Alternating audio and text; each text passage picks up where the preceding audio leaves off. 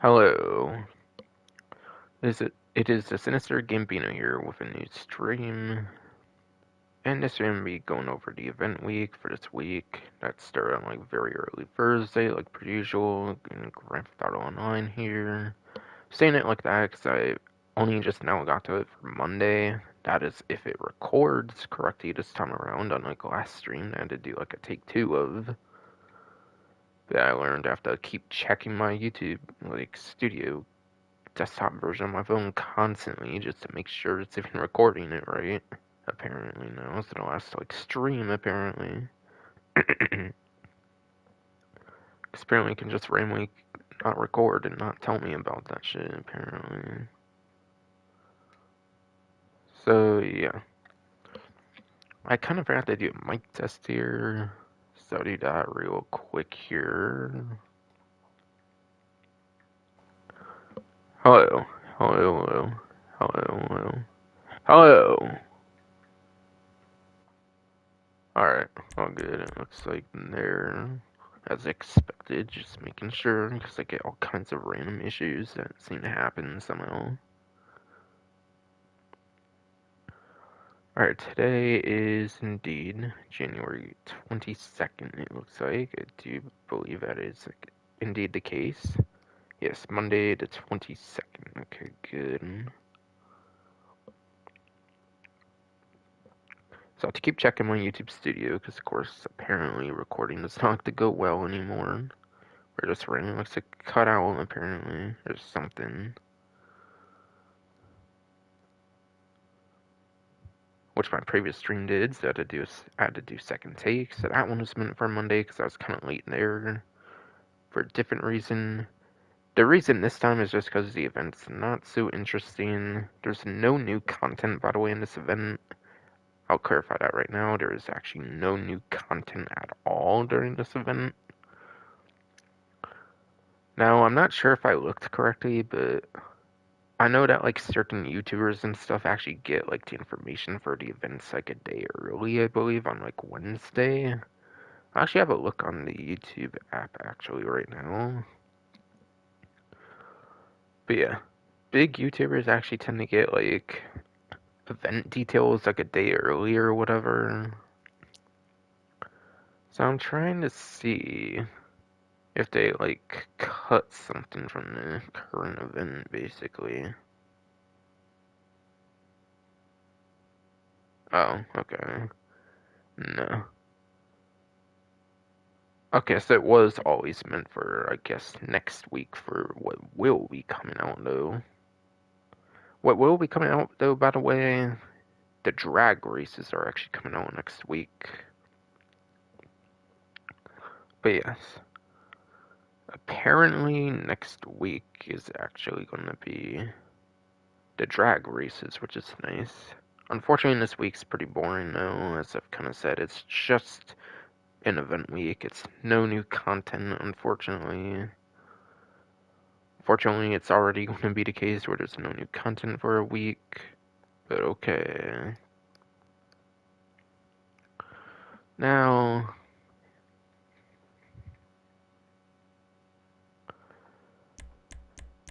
to go into the title finally, again, since there's no new content pretty much, there's not really too much to really be able to put in the title, but yes. There is going to be a 2 times money for your salvage yard income. Or as they put here on the tow truck services, they call it salvage yard passive income.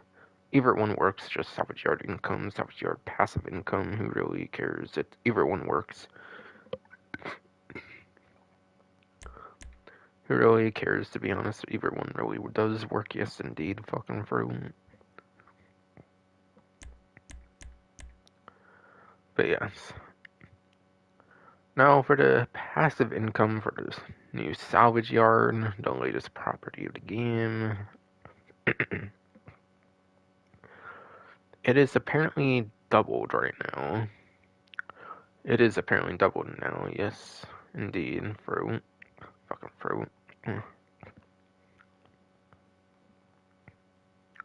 Now, as I was doing a little bit of research about like the drag races, I think GTA Men, I think I saw made like a title like this week or next week. Like I don't know why, but apparently the information was always that was going to be available next week and not this week apparently. But yeah. And yeah, I looked on the community posts on GTA series videos that didn't look to be edited. I assume it would say if a community post is edited, so that was obviously always going to be the case. That drag races are for next week. But yeah. On the GTA Men video, I watched a little bit, or a whole thing or something. It sounds like on Double Money, a passive income, the income is going to be like 48,000 up to at a time for like 48 minutes.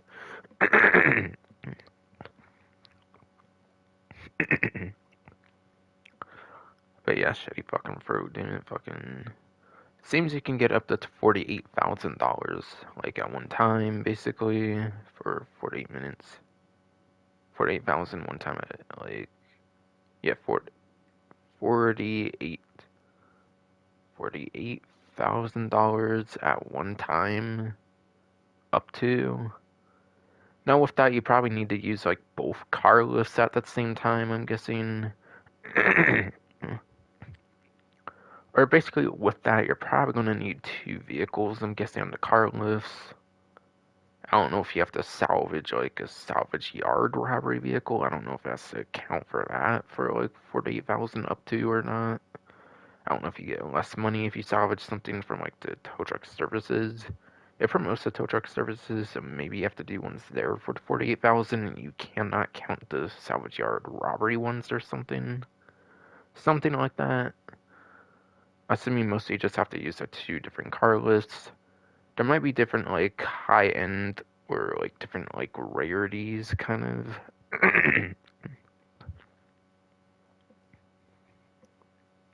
there might There might definitely be some like different rarities to be had with the different like tow truck service vehicles for all I know. I know one time at least, and you can even see in the image there, I think, is a Bravado Banshee, I believe. I had a Banshee one time. Funnily enough, though, I didn't really get to deliver it because I tried to take a shortcut and my tow truck got stuck. I did. I did try to take a shortcut, and I think my tow truck got stuck, though, unfortunately, but yeah. I know you can get something like the Banshee that's pretty high-end. So it might depend on like the type of vehicle. I'm not 100% on that, though. I've not touched it too much personally. I might have done like a couple more cars. I think last event where you got like more under like salvage amounts. I think, and not the actual income, but the salvage amounts. I think were doubled last week. But yeah, this time it's the income part, not the salvage part, which I believe was last week. But yes. To take advantage of the salvage yard passive income, to take advantage of salvage yard passive income, yes, tongue twist, yes, for fucking thing.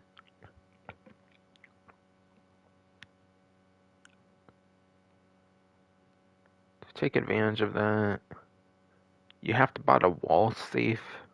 The wall safe is actually on discount, I believe, for 40% off for Plus members only, I believe.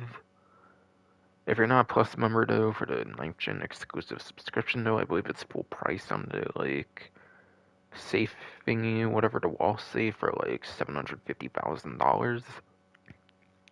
Normal price, I believe, for the safe is $750,000. 40% off, obviously, would be, like, 300, high 300, like, low 400-ish thousand, I think, for Plus members right now, I believe.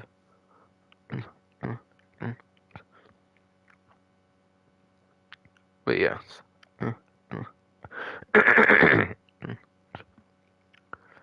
BS, shit, fucking fruit, dude, fucking.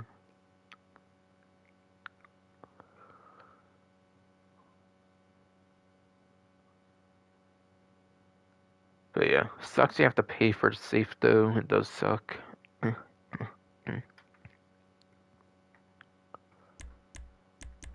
It does suck that you have to pay for a safe this time around, though. Because, yeah, obviously that eats into profits. Obviously it does eat into the profits initially, having to pay for the safe. So in my opinion, honestly,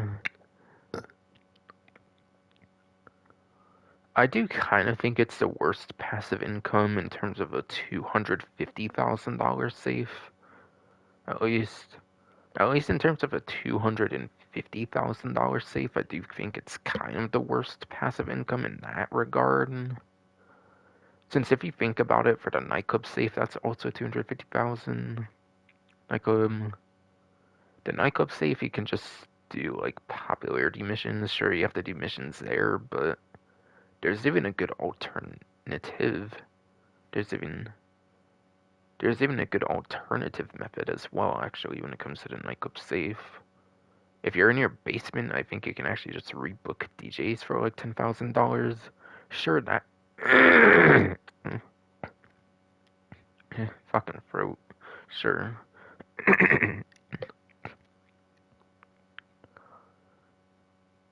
Sure, going into your basement for like the nightclub, whatever, and having to spend like $10,000 to rebook a DJ for like half a bar does cost money, I believe. But still, on a good like money event, at least for the nightclub, at least that safe can be super useful. And to be honest, you just have to get it to like top, and then like you can just purchase it each time it goes down, basically during like an event. I do think the nightclub safe is better than tow truck service, like Salvage Your safe, because of that reason. Because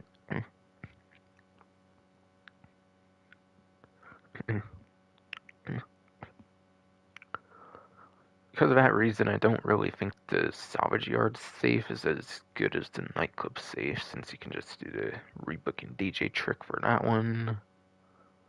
For the nightclub one. For the agency one. Sure, the agency one is a huge grind, having to do like 201 security contracts, but that grind is so fucking worth it because you get like $20,000 every 48 minutes. And once you do the grind, you never have to do it again. You basically get that money for life, basically, which is cool.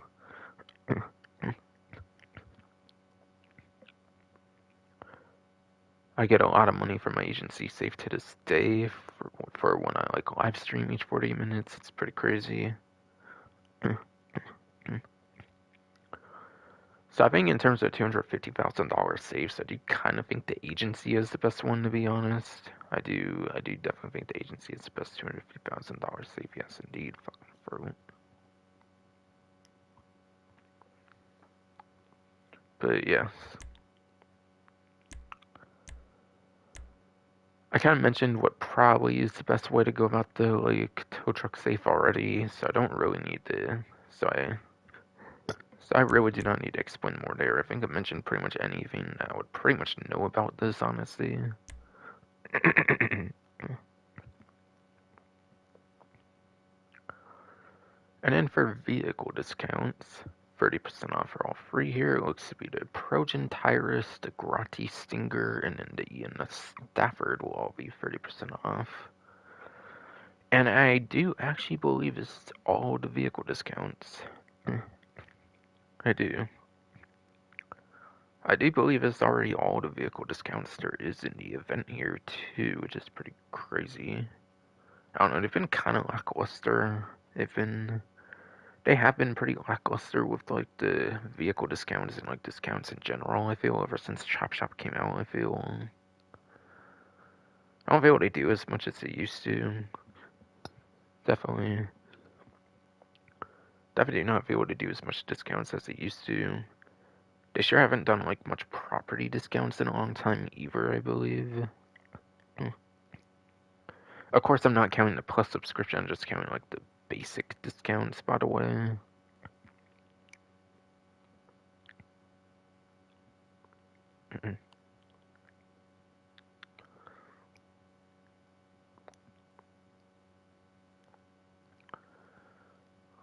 But yeah.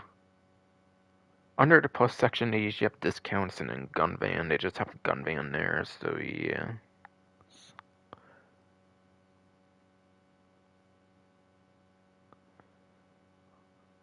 But it seems all free vehicles are on the... It seems all free vehicles are on the Atlas car meet, like the test track. And to be honest, they probably vaulted the vehicles, so it probably have to go to the test track for the most part to even be able to take advantage of the discounts and not for the vehicle websites, which is kind of unfortunate, but still indeed, fucking frugal.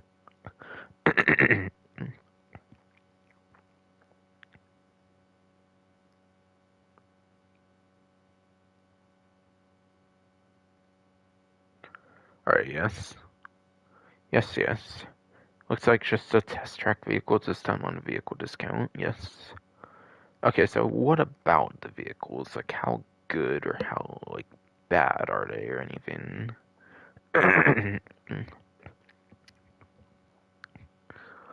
So I'm going to order they show off in game here, which is the Tyrus to start here, which is a supercar.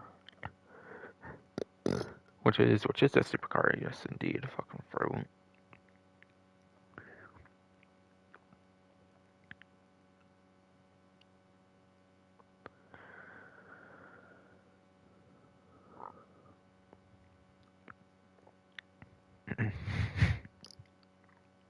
But yes. According to the spreadsheet, according to Bruffy1322's vehicle spreadsheet here, credit goes to YouTuber Bruffy1322 for the spreadsheet I use pretty constantly on the like streams here, basically to go over the vehicles and whatnot. The Trojan Tyrus. And the spreadsheet recently got an update for Chop Chop DLC in particular for the supercar class. So the supercar class is pretty updated compared to other parts of the spreadsheet, which I believe are still as of Criminal Enterprises DLC from like summer 2022 or something. But yeah. The updated Overflod, or not the Tyrant, but the updated Trojan Tyrants, like, performance here is... For the supercar class, Tyrus is going to be in the bottom of E tier, very bottom of E tier, literally just one placement above the F tier, which is not certainly great for lap time. Which, yeah, for lap time, it is a 34th place for lap time. And then top speed is a little bit worse, even being 36th place, being a couple placements worse than 34th place for the lap time. But yeah, there is a grand total of 62 supercars in the game, it looks like right now. So yeah. 34 and 36 are obviously like the lower half of the supercar class, whether it's lap time or top speed. So yeah. So yes, fucking fruit. It's not very good performance, unfortunately, for the Trojan Tyrus. And then Grotti Stinger. The Grotti Stinger, it is a vehicle from like 2013. It is from like October 2013, actually. Since actually the Stingers are not part of the story mode, actually. The Stinger. Yeah, Stinger is not part of the story mode, I believe, even though it is pretty old with like 2013. I think it is online exclusive, actually, for the Grotti Stinger, so... I guess it's more worth it than your usual day one vehicles that are usually in the story mode as well, and same with a lot of like older DLC vehicles. Those tend to be in story mode too, as long as they're like DLC vehicles from like 2013 to like mid 2015, basically. So like mid 2015, yes indeed, fucking fruit.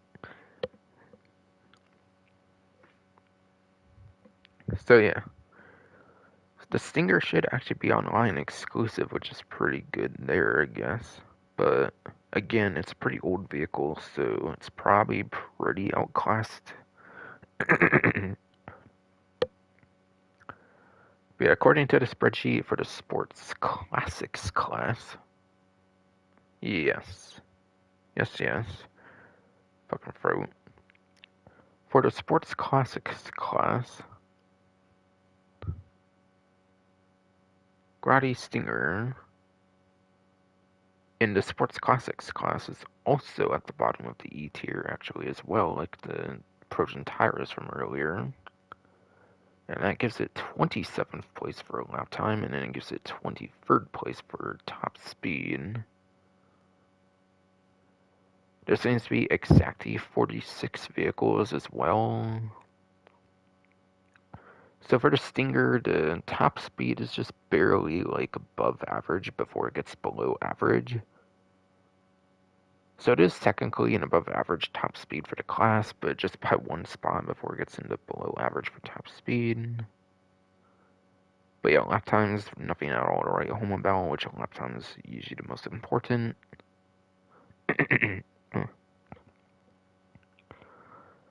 So unless you really like the Stinger for some reason, I don't really think it's all that worth it.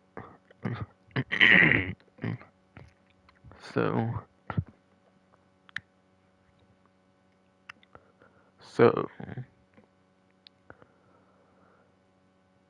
unless you just really like the Stinger for personal preference kind of reasons, I don't really recommend it otherwise. And last but not least, for the Stafford for 30% off. And yeah, by the way, the Stinger is a retro vehicle. The Stinger does exist in other GT titles, such as Grand Theft Auto 3, Grand Theft Auto Vice City, I think also has the Stinger as well. So the Stinger is in the 3D Universe titles, it might also be in 2D Universe titles as well. So it is a pretty old school vehicle for the Stinger and the GTA franchise as a whole. For the series, basically. You can kind of say the same thing about the ENS Stafford, but I believe it only appears in Grand Theft Auto San Andreas when it comes to previous GTA games. ENS Stafford was one of those like export and import vehicles. That was part of the export import side mission for Grand Theft Auto San Andreas. And that game had a pretty unique horn sound. In that game, the ENS Stafford had a pretty unique horn sound, yes indeed, fucking fruit. It might kind of have a unique horn sound as well in Grand Theft Auto Online for the stock horn of it as well, possibly, I'm thinking. But yeah.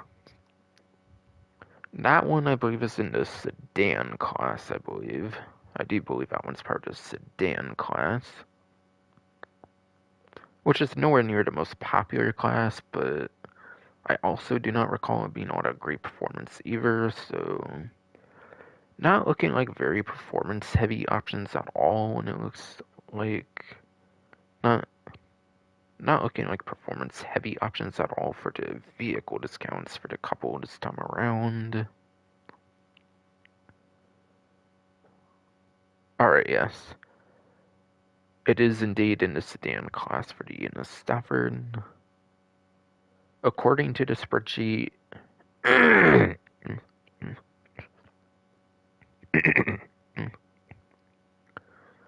to the spreadsheet, indeed, fucking through. The Stafford is at the top of H tier for the sedan class, which for lap time gives it 29th place. And then there's a total of 35 sedans, so that's not very good at all. That's not. So lap time's not looking very good at all, being 29th place out like 35 sedans at least.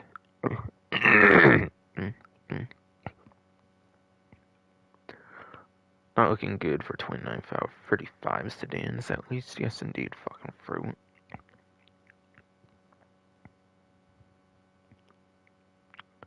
And then it is apparently also 29th place for top speed.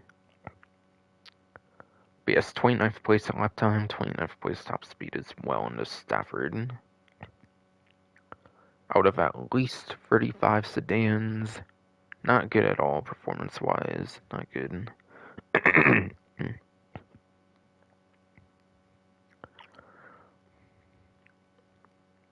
Not good at all performance-wise. Yes, indeed, fucking fruit.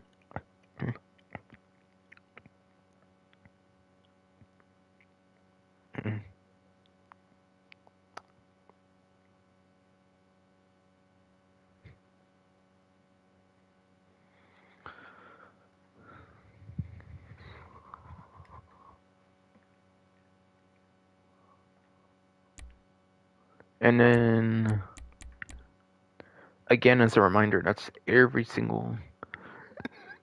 Oh my god, fucking fruit, and damn.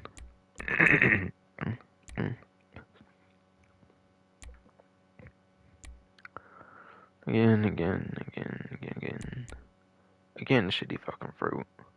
That is indeed every single vehicle that's counted for the entire event. No heavy hitters at all when it comes to performance. You only want any of these vehicles for like personal preference kind of reasons, so if you're looking for performance, do not get any of them at all. If that's your only reason for getting a vehicle, just do not get any of them then. Yes, indeed, fucking fruit. And then there's going to be 2 times the money in RP on collection time. 2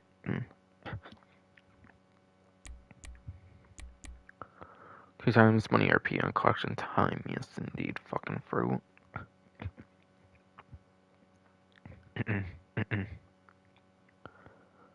But yeah. I think if I remember right, for the returning adversary modes for the month of January, I believe, this was the mode where you need to get like all points on your one team, or you need to have like the most points for like a minute or something. I forget what it is, whatever, but something like that, I think. I'll take another look in game though when I get there, obviously though. I will. We'll take a look in game when I get there though.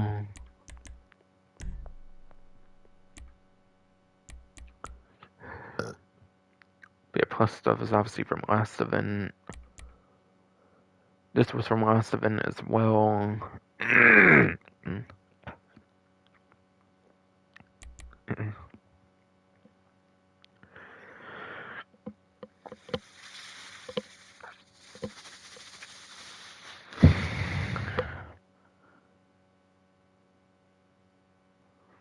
But yes. Plus subscription was from last event.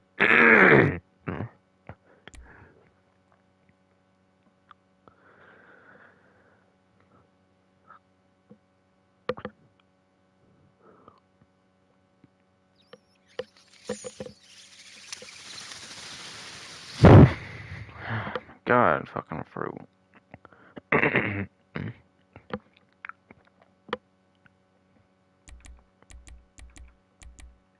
But yes. Yes, fucking fruit, dude.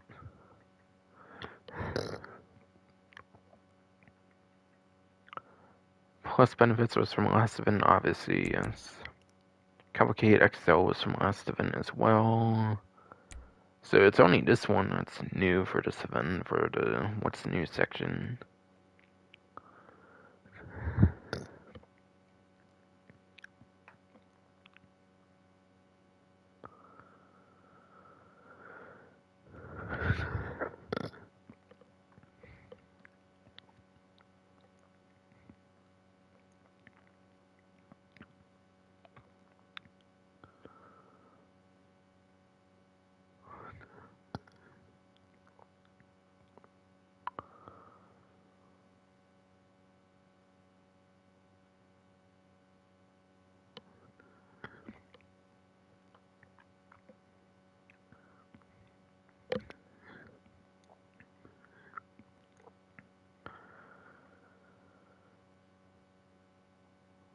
Okay.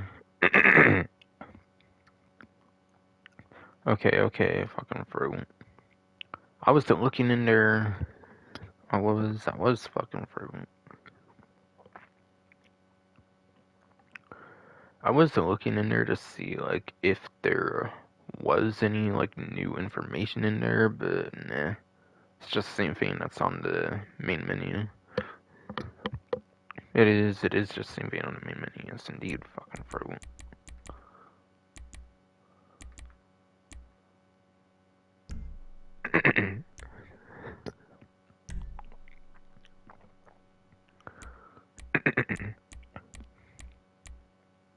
Nothing going on with heists, obviously, as you would probably expect, like per usual. And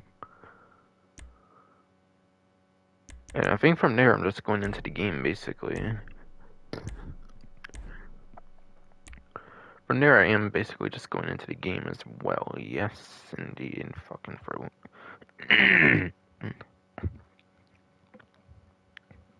Yes, fucking fruit. I'm just going into the game from there, indeed, fucking fruit. Kind of. But yes.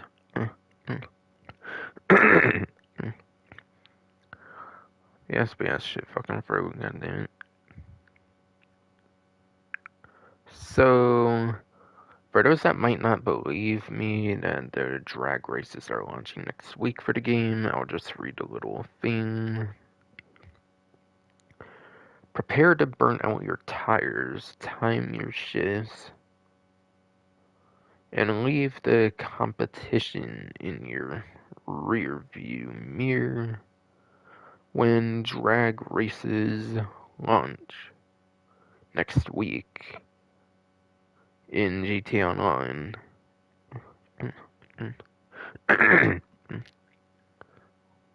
Launch next week in GTA Online, yes indeed, fucking fruit. But no.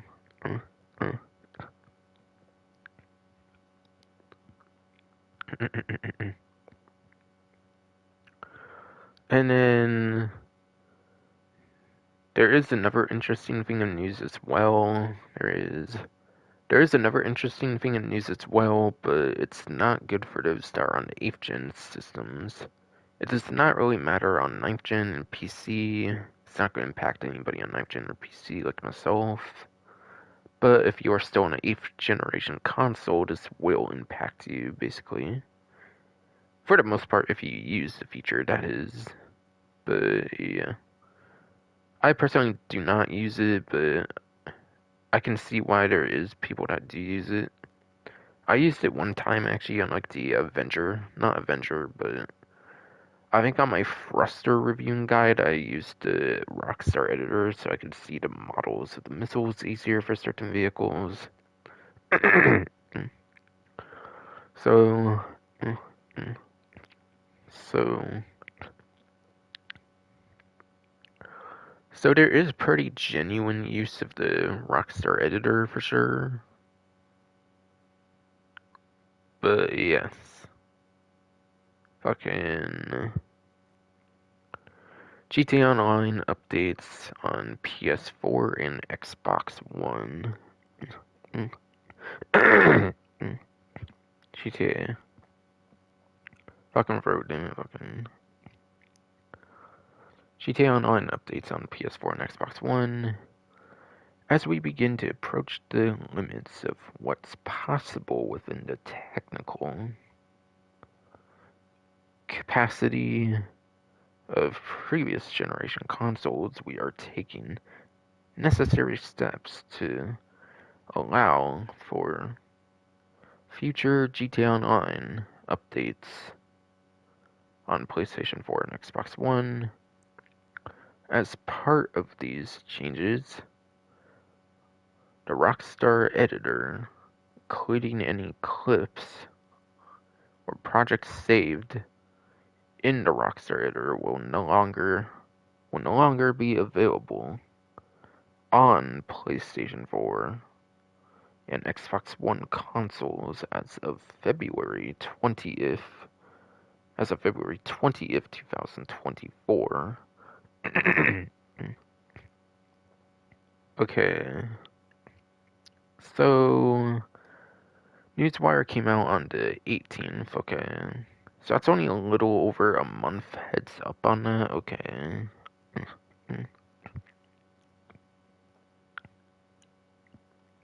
But yes. But yes, indeed, fucking fruit.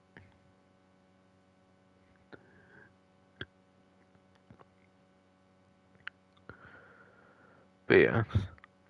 In order to allow for more GTA 9 updates, they are unfortunately going to have to remove the Rockstar editor on the 8th generation systems, by the way, for February 20th, 2024.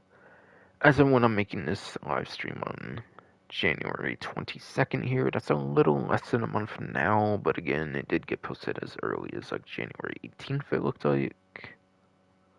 So yeah.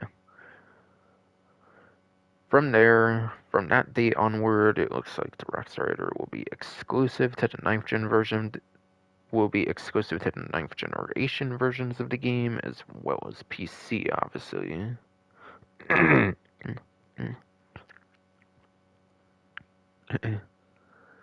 well as PC, obviously, yes indeed, fucking fruit, since PCs can be upgraded, obviously.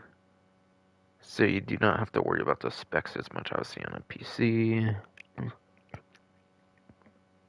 But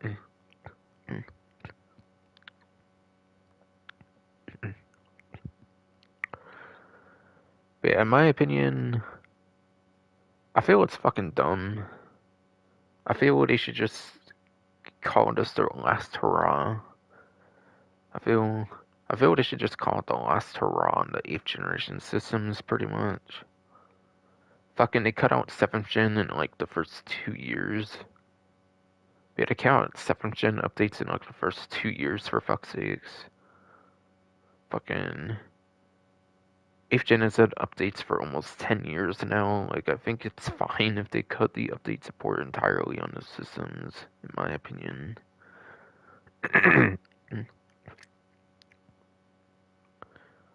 I mean, yeah. Sure, a lot of people do not use it. It's kind of niche circumstances. I feel it's kind of a niche use that you would have for the Rockstar editor, like I said. Again, I personally only used it for like the Mammoth Thruster review I think I did one time, where I looked at the models of like missiles in like slow motion or something. So obviously it's helpful for stuff like that, kind of.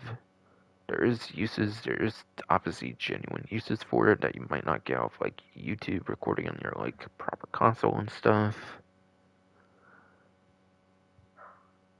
But yes. Fucking. Really though. 7th gen had such a short. 7th gen had such a short fucking lifespan. I don't know why they're trying to hold on to 8th gen for so fucking long in comparison. Like, actually. I think it would be fine if they just finally stopped updating the 8th gen. Then maybe 9th gen could actually get some proper updates. That would be nice. Like, who says they can't do like proper 9th gen stuff? Unless they want to save all the 9th gen proper stuff for like 6, I guess. Then I guess that makes sense. But still, I think it would be cool to see what they could do. I think it would be really cool to see what they could do with 9th gen exclusive updates and then also PC as well. I think it would be kind of cool to see what they could do if they, with the money, have to focus on those. And then also, I wonder if this explains why. I wonder. Yes, fucking fruit. I wonder if this also explains why they don't have the Rockstar editor, or why they do not have the Rockstar editor on like on Red Dead Redemption 2. I mean, I wonder if that explains why they do not have it on Red Dead Redemption 2, at least for consoles. At least, yeah, at least for consoles, maybe it just could not handle like a Rockstar editor on like Red Dead Redemption 2, maybe. I wonder if that kind of explains the reason why they can do it there. I don't know. But let's be real, they kind of half-assed for Red Dead Online and shit, so like, it's probably just a half-assed job and shit there for not having a feature like that, honestly, for Red Dead Redemption 2.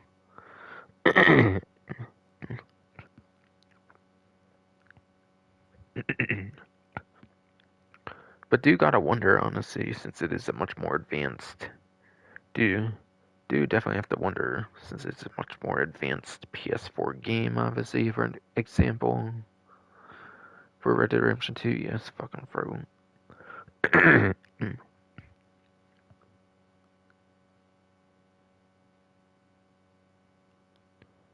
Yeah, I forgot if I remember to read the last sentence of there, but yeah. The Rockstar editor will continue to be fully supported on PlayStation 5, Xbox Series XS, and then PC, as you would probably expect. So that was my reactions to the first paragraph, at least. But yeah. And then for the last paragraph, 2 paragraphs they talk about for that. This update will help to ensure the stability of these platforms and keep them updated with GTA Online additions for as long as possible. For what, only like a couple more DLCs or something? Like, are they really gonna bother updating GTA Online when 6 comes out? Let's be fucking real here, bro. Like, it'll be like a whole different version of GTA Online or something, let's be real, or something like, obviously, some like whole different GTA Online, who fucking knows? So like, if they're only gonna get like a couple more DLC, what's honestly the fucking point? I feel, honestly, but whatever. Realistically, what's honestly the point in keeping a hold of them for like a couple more DLCs? Just drop support for 18 versions, I feel, honestly.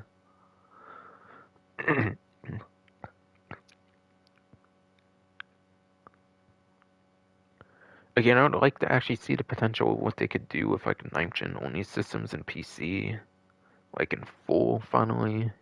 Not having to cater contents to 8th gen as well. But they seem insistent on holding on to them, since they want more shark card sales, since they seem to want more shark card sales, yes, fucking fruit.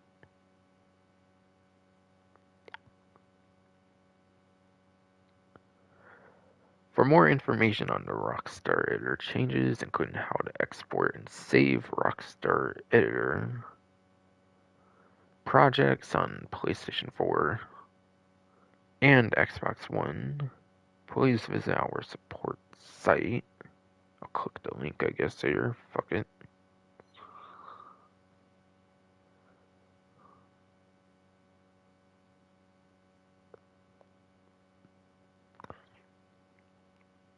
Updates to the Rockstar Editor in Grand Theft Auto Online or in Grand Theft Auto 5 for PlayStation 4 and Xbox One. I'm on the support page right now, by the way, on my phone here. What's changing with the Rockstar Editor in Grand Theft 5, PlayStation 4 or Xbox One? The Rockstar Editor will no longer be available in Grand Theft 5 and GTA Online on PlayStation 4 and Xbox One consoles until February 20th, 2024. This change is necessary to allow us. Fucking Fro doing this word. This change is necessary to allow us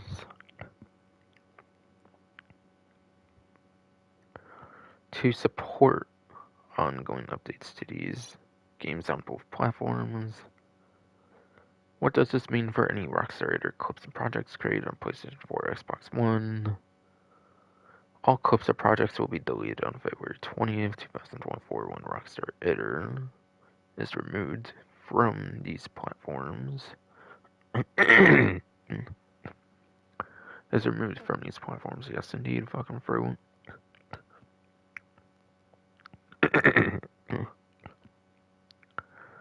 Now for some of the new details here. How can I export or save Rockstar Editor projects from my PlayStation 4 or Xbox One? You can export your projects by following the steps below. Important. Exporting your projects from your PlayStation 4 or Xbox One will upload them to YouTube. You will need to connect your Rockstar Games account to the YouTube account you want to upload your video to. Yes, indeed, fucking fruit. But you can probably choose to do private. You could probably choose to do private if you want, I'm guessing. But I think you can do private ones if you want, if you don't want to have them, like, fully published, by the way, for those wondering. You don't have to just upload, like, a whole bunch of random, like, public stuff if you don't want.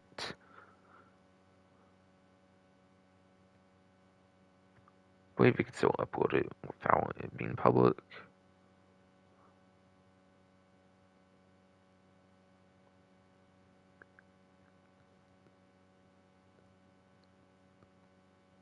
But yeah, step 1, open Rockstar Editor. Step 2, select Video Gallery. Step 3, select the project you want to export. Step 3 was select the project you want to export. Step 4, select upload to YouTube, then yes.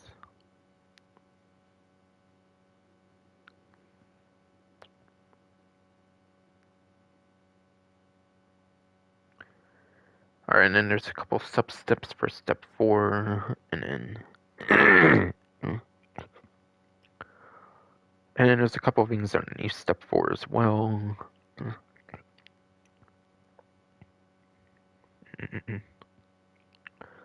If no YouTube account has been linked to your Rockstar Games account, then select yes to continue to link your accounts. 2, follow instructions. 2, link your YouTube account to your Rockstar Games account. 3, return to game after linking the accounts. 3, again, fucking fruit. Return to game after linking the accounts.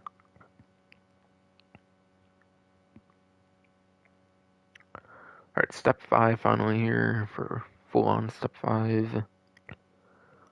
If you agree to the sharing policy, select upload, and then step 6 is confirm your video title, then the video description, tagging, etc. And then 14 to 42 thought it was helpful, apparently. Damn. Only a third of the people found that shit helpful. Because y'all shouldn't be removing it in the first place. Y'all should just be dropping support for the 8th gen version. Let's be honest here.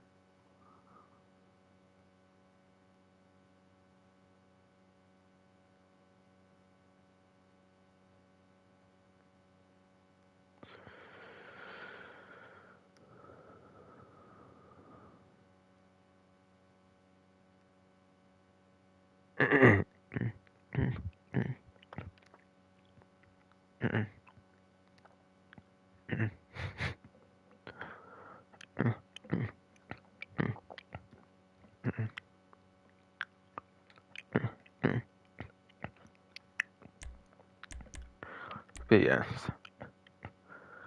Now there's a lot of stuff to mention there for the Rockstar editors, especially my throat being a bitch for the villain time ever anymore.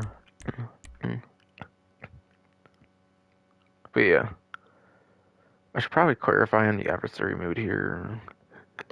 I should probably clarify on the adversary mode here, fucking... Usually on adversary modes, you don't really make more than like a couple 100,000 or something, I would say, for like an hour or something, so... Yeah. You probably don't make more than a couple 100,000 like an hour or something on adversary mode, regardless of like the amount of money it's times, whatever, so not super amazing money opportunity, probably not.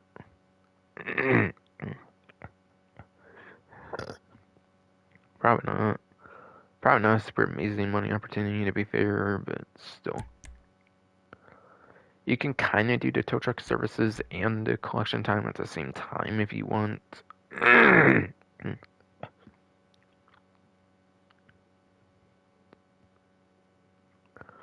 You can basically combine the tow truck services and collection time at the same time. Once you get the vehicles for tow truck services, obviously it's just passive from there until the vehicles are done with, and then you have to get new vehicles, obviously, from there. And then you obviously get new vehicles from there if you need them. So you can kind of combine both of them. So you can combine both of them essentially, which is kind of nice. You can definitely combine both of those, which is kind of nice. Yes, indeed. Fucking throw.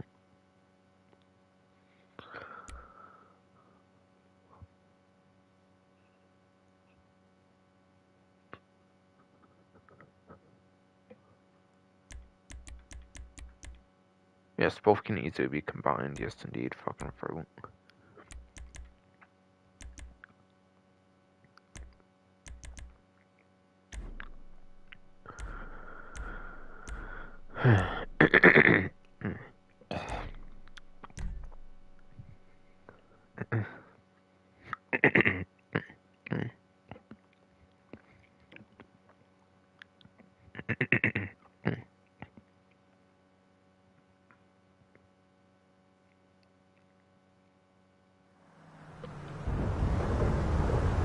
But yes. That's director mode, by the way. It is. That's director mode, by the way. You can get it from the story mode here, from the character interaction menus there.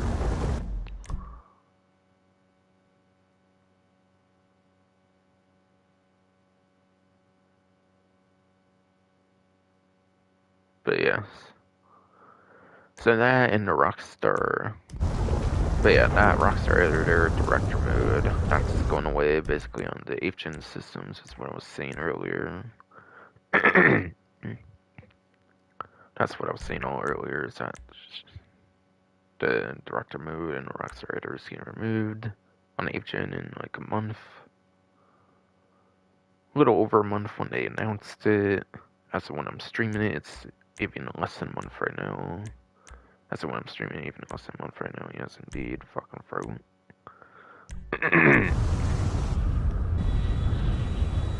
I never get to use the feature, so I could show some of it off for those curious what it was, but maybe I'll do that at the end if I want for some fun or something, but still.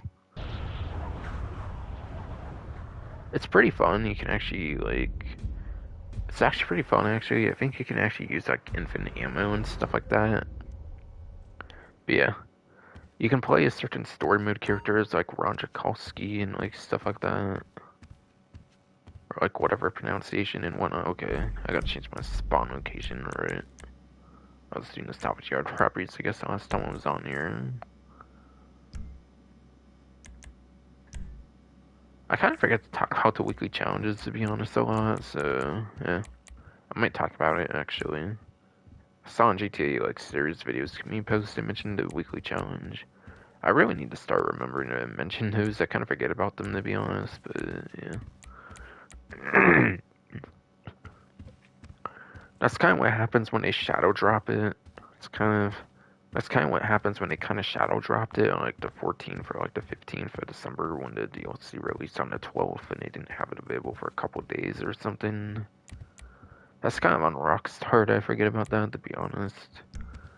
It didn't just fucking push it back like a couple days, basically, for the feature in the first place. For the feature in the first place. Yes, indeed. Fucking fruit.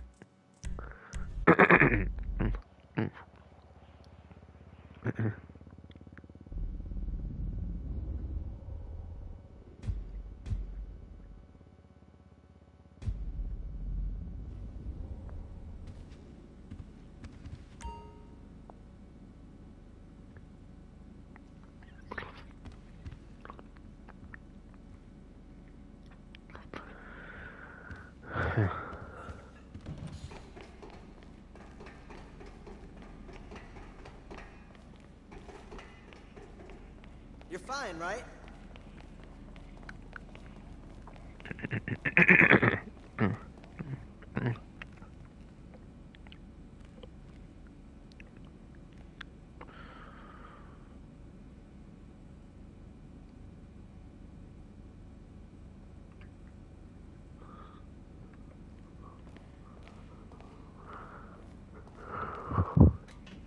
Sorry, I was wondering what I was going to do, but yeah.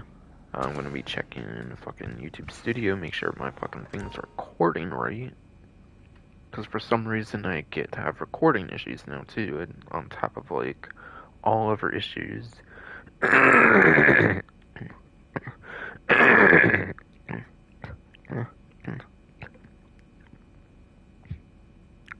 But yes, fucking fruit, goddamn.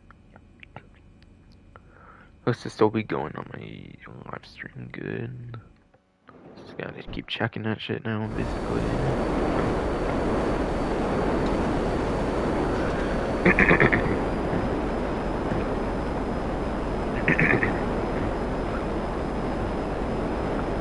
Basically yes, if I keep checking for my fucking streams, make sure they're even seeing it behind me as indeed fucking broke, I swear.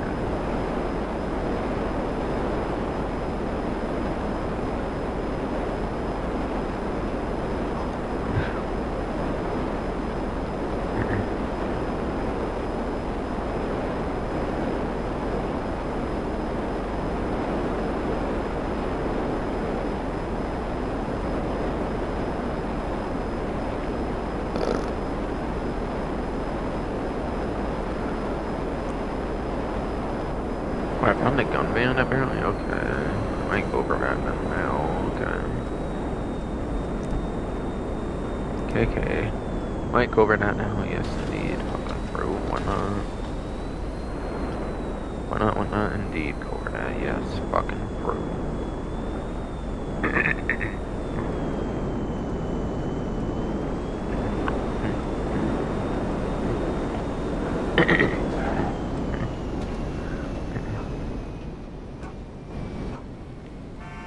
Shit, there's a doggo somewhere. Okay. That's it, okay. I thought it was more on the, like, I thought it was more on the sidewalk, but it's apparently at this little, like, park area or something.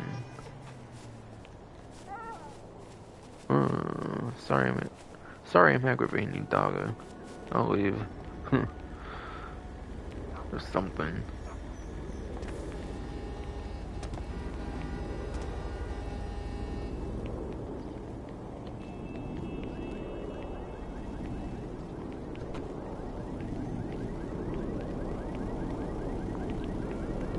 No one followed you, right? But yes. Looks to be 7 proper weapons, and obviously your free throwables like per usual. Oh my god. My sticky bomb's glitched again. Are you fucking kidding me, bro? I have to buy all my sticky bombs, apparently. That'll do it. Bro.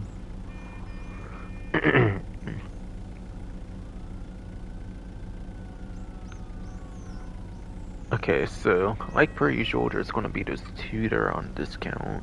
One that will be on discount for everybody, and then there's another one that will be discounted exclusively for the Plus subscription that mentioned systems, like per usual.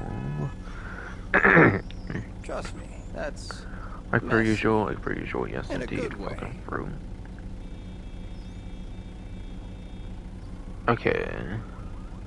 So I'll talk about the Battle Axe and then the Widowmaker later, because those are the discounts. Huh.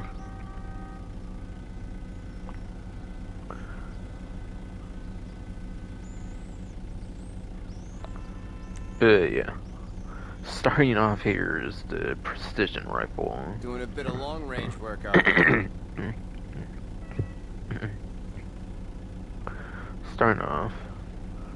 Starting off here is the precision rifle.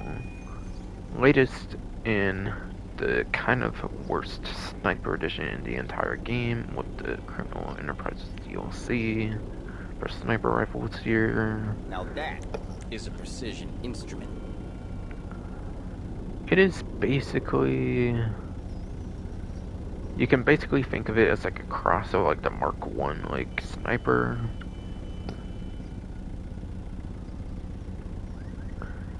Or maybe not even the Mark 1 sniper, it might be just a traditional sniper rifle, I think with All like my 10 snipers come rounds. pre-calibrated. But yes.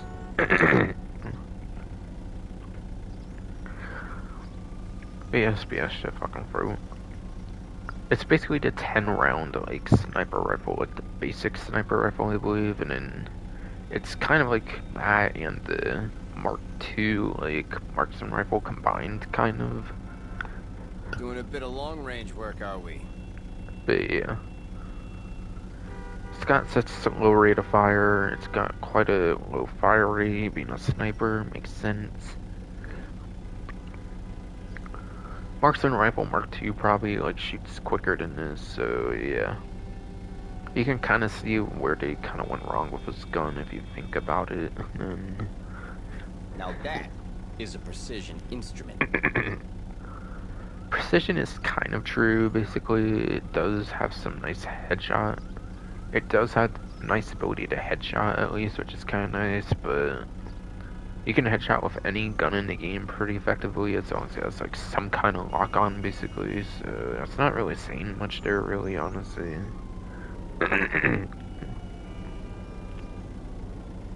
that's not really saying much, yes indeed. Fucking broken.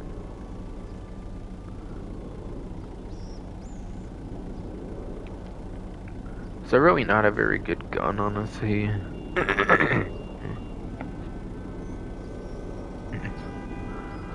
If you look up the gun on YouTube, I have mostly negative like videos on it, if I recall, and Doing it's a for bit of long-range work, are we?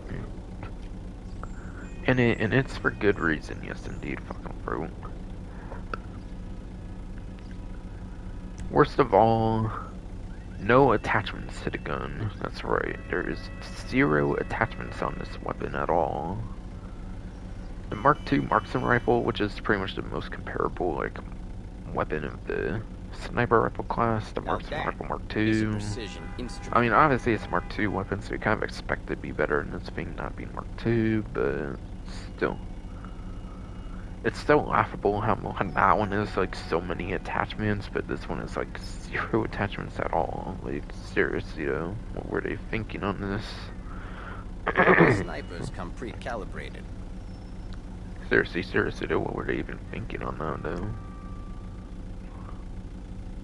Only And then by yours truly. the carbine rifle and the assault rifle, there you have locks on them because they're Mark I versions. They obviously have like locks on them because they're Mark II weapons, so I have the Mark II versions of them. You can only get Mark I versions at the gun van, so that's why they're locked. Being Mark II weapons, obviously they're very worthwhile additions to your arsenal. Being Mark II weapons are obviously very worthwhile to your arsenal for sure on these two here. Guaranteed. On these two here, indeed. I'd snap that up while the deal's on. And then the homing launcher. And then the homing launcher obviously locks on the vehicles. What more really needs saying on that one?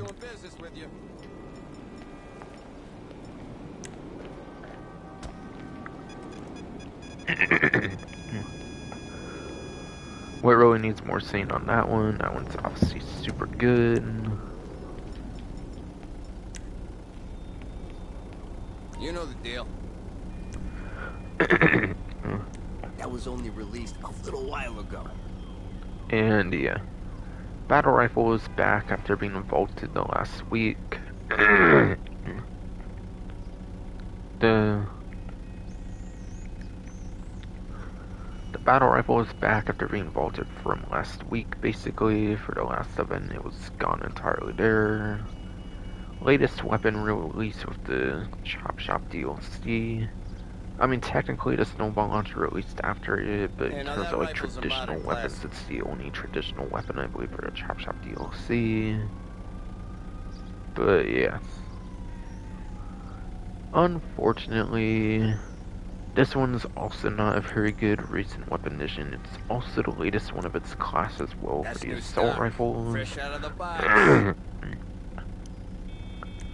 It is also the latest assault rifle in the class, basically. That's the very latest. And it only has 30 rounds, and that's with the extended clip on. And that is with the extended clip, whereas 30 rounds too. Otherwise, I think it's like 20 on default. That one's brand new. Just hit the market. But yeah. There's so many assault rifles in the game with 60 rounds. There's so many different assault rifles with like 60 rounds in the game, that's kind of hard to want to go to one with only 30 rounds, so you can kind of see where they went wrong with there. And the stats don't really make up for it either. And the stats do not really make up for the, like, weapon having only 30 rounds either, apparently, so... Fresh out of the box. Guess what, your service carbine is still better than the battle rifle. Basically. You didn't see me. So just use the one from Colonel Enterprises. Just use the service carbine from the Colonel Enterprise DLC, and you're basically much better off. Hell, even the advanced rifle.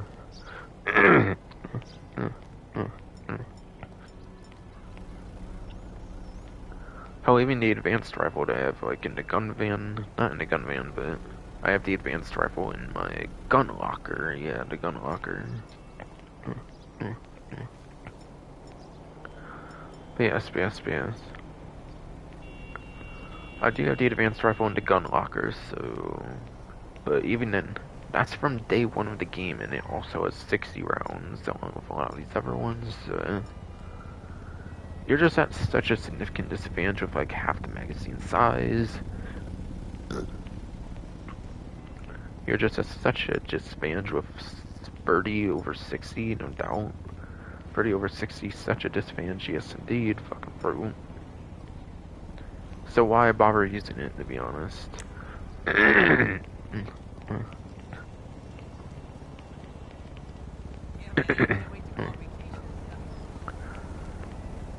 Now, something I heard about it actually just recently, I believe, here. Something I just read about the battle rifle pretty recently here, actually. Apparently, this one can actually shoot, like, 2 targets at the same time. Apparently, the caliber of the bullet or something might be a little bit better or something, so it might go through 2 characters, like heads, for example, so... This may actually be the new best assault rifle when it comes to stealth missions. When it comes to stealth missions where you can easily kill like 2 like birds, 1 stone, you can tell where you can easily kill 2 birds, 1 stones. For those that don't know the saying 2 birds, 1 stone, that's basically killing like 2 enemies with 1 shot, basically. Apparently there is some kind of like gimmick with that, apparently, where like you can actually kill 2 enemies easier than you can with other assault rifles, so... I think I looked it up on, like, Ghillie Master, I think. I think I looked at, like, a Ghillie Master on YouTube, I think I looked at, like, a Ghillie Master on YouTube, yes. With, like, a couple to few hundred thousand subscribers, or whatever I mean to say. Fucking shitty bro, but, yes. They did a rebalance. They did do a rebalance of the gun, I believe, through like a mod on like single player or whatever. And then yeah, somebody was asking about the one in the vanilla game, basically, in like GTA Online, and someone was like, "Isn't there like something where which can do like 2 birds, 1 stone, basically, easier than other ones?" And apparently it's the case. So yeah. Can be a new best assault rifle for stealth missions, I suppose. Can be a new best assault rifle on stealth missions, I suppose, with the little gimmick I mentioned earlier, but usually you're just better off with the service carbine. Usually you're just going to be better off with the service carbine. Usually you're just better off with service carbine. Yes, indeed. Tongue pussy ass bro, didn't swear.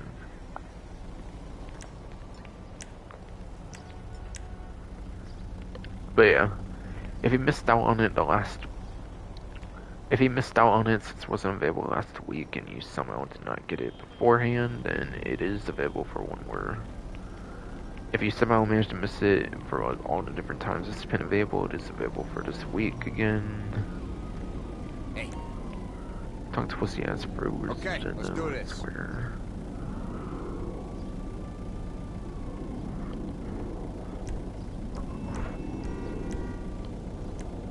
the very latest. And then, yeah. That leaves the two discounts left. The Battle Axe. The Battle Axe will be your general 40% off discount. That does not require the subscription. 40% off of the Real Battle easy to Axe. clean. That shit does not require the subscription. No subscription needed for the Battle Axe, 40% off. Just a melee weapon for the most part. You may be able to biker melee with it at least. You might definitely at least be able to biker melee with it, which could at least be something, but still. Won't find that in ammunition. And then the Widowmaker. And then the Widowmaker will be 40% off as well, but it will only be for Plus members, so if you are on 8th gen, you are completely screwed over here. If you are on PC, you cannot get this discount either. You can only get the discount if you have the subscription with the PlayStation 5, Xbox Series X, and S versions of the game, basically.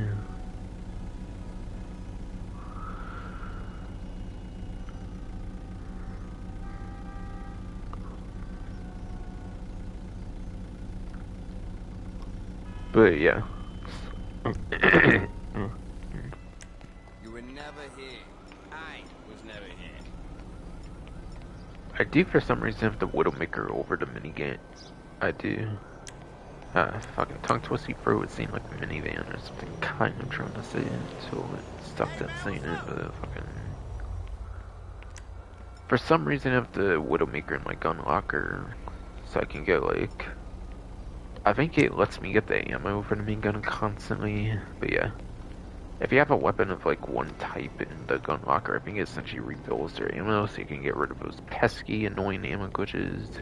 So you can get rid of the annoying, pesky ammo glitches.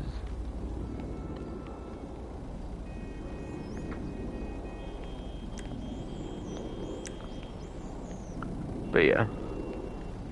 Widowmaker is basically a reskin of the minigun here, but it fires the lasers instead of the bullets, basically.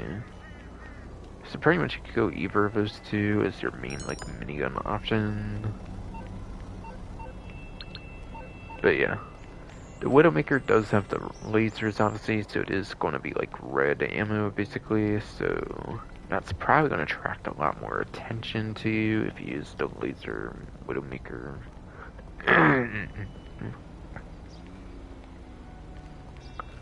The red lasers probably provide more attention to like other players basically who see the laser bullets basically.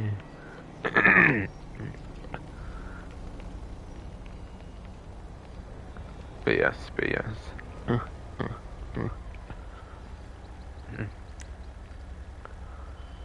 I probably like the minigun better again just because like it's regular bullets, so you're not like as viewable I guess when you shoot it in a sense. But yeah.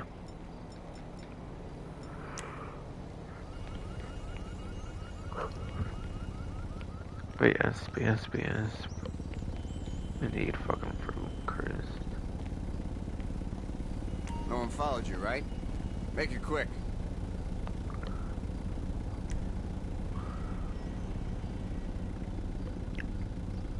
So those were two discounts, Battle Axe for 40% off for general. 40% off plus members only, or for the Widowmaker, 40% off plus members only. Widowmaker, yes indeed, fucking bro. But yeah.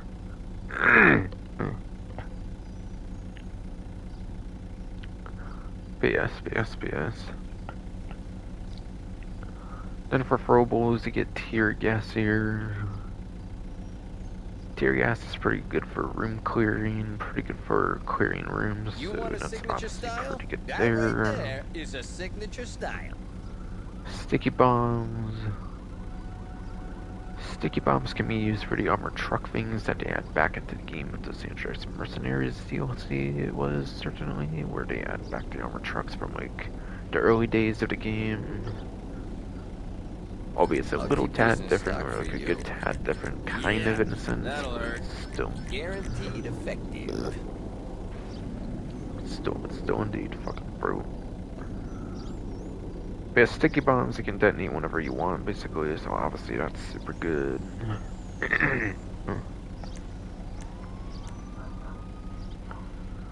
and then pipe bomb, kind of a cross of a grenade and a sticky bomb with Primers a included. pipe bomb. Pretty nostalgic throwable in the Should Lost and probably get Damned out of here soon, DLC for too. Grand Theft Auto 4, the Lost and Damned DLC. Honestly, I don't necessarily feel they're all that useful compared to like a sticky bomb or something, obviously, but it is obviously pretty cool regardless though. You know the deal. And obviously you have your body armor sets Cut for that, prices today. Check them out. and then obviously you get your body armor sets for that, indeed, fucking pro.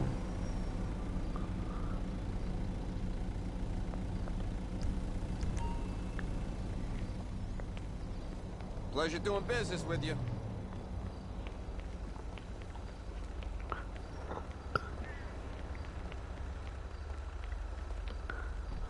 Alright, so due to export vehicle, I guess it's not far from me anyways, I might as well do it then.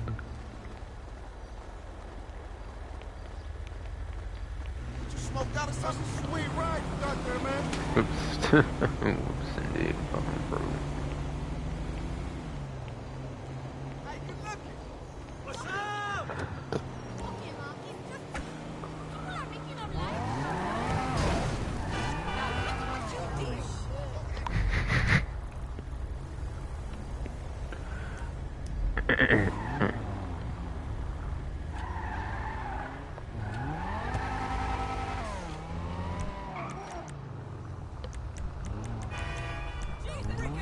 But yes.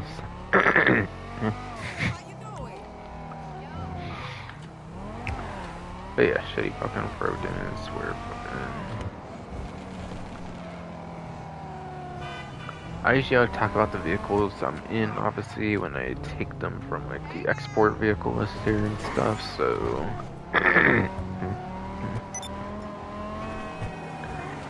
So, I'll talk about it, I guess, kind of here. The Banshee 900R here, fucking.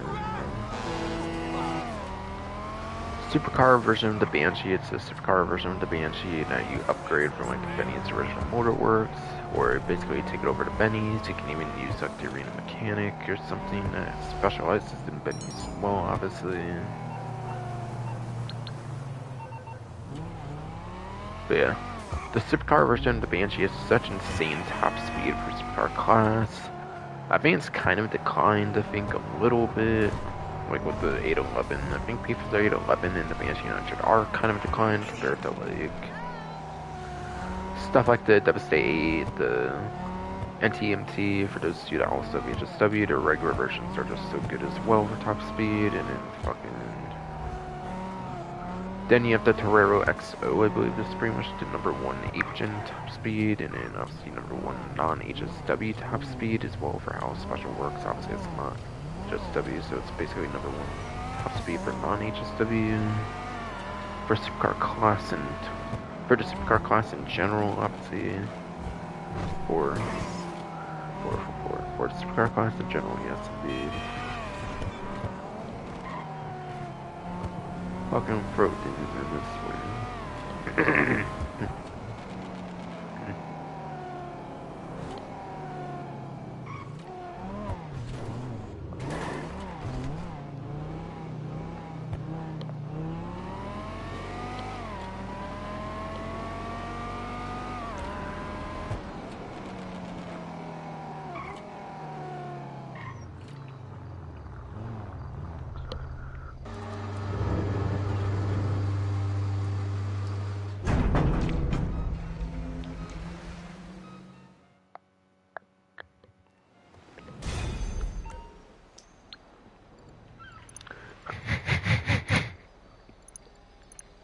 Ah, goddamn fucking nose, shitty bro, ain't working anymore.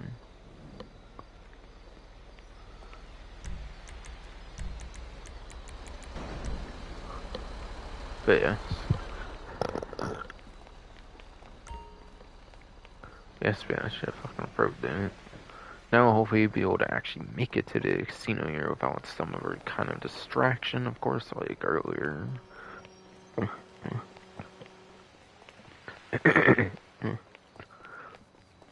Earlier clearly distracted me with the fucking... The gun van and the exotic export vehicle obviously distracted, but still. I obviously need to talk about the gun van anyways, that's fine. That was fine, I got distracted there, I still need to talk about the gun van, whatever anyways, so it's all good.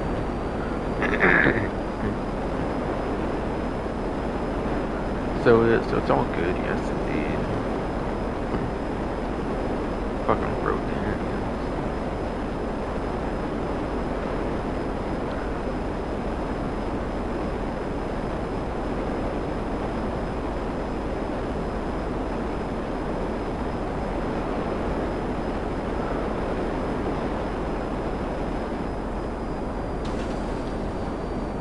There's a street dealer over there, apparently, okay. Okay, indeed. Fucking bro.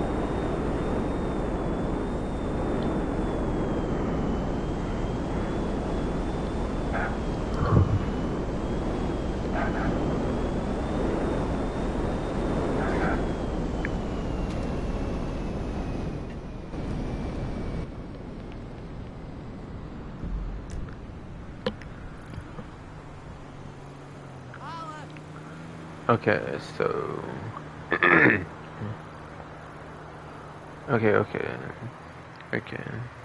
Okay, so... The regular time trial for the day of Monday here, at least. Possibly for a week. The whole week, but yeah. I'm not exactly sure how they treat it. I'm not sure if they give you, like, the whole week to do this, but you get one payment per day of 50,000 now, ever since, like, the Previous Dangerous Mercenaries DLC, or what. I could have sworn it was supposed to be, like, everyday changing game, like the other ones that got changed as Dangerous Mercenaries, but whatever. But whatever, indeed.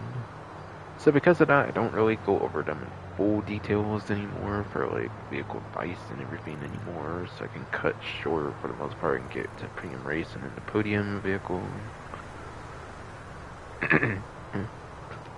Which I think are more important to talk about, kind of, in a sense, but yes. Yes, indeed. Observatory, I think, is definitely one of the more interesting time trials, in my opinion. And that's because it kind of takes you through the off-road of, like, the Vinewood Hills sections here, whatever.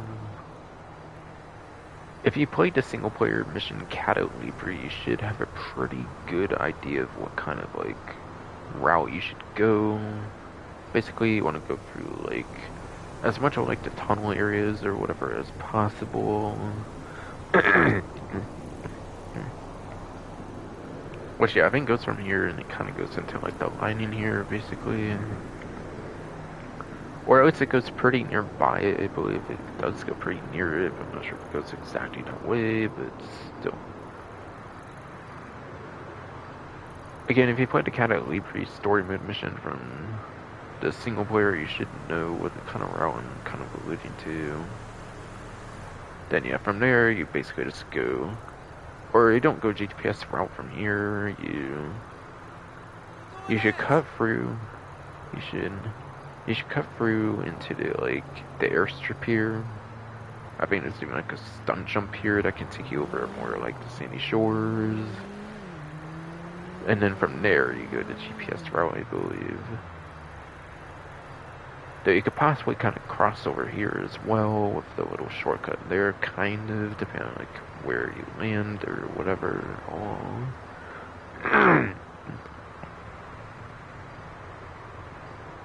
Whatever all indeed, fucking bro.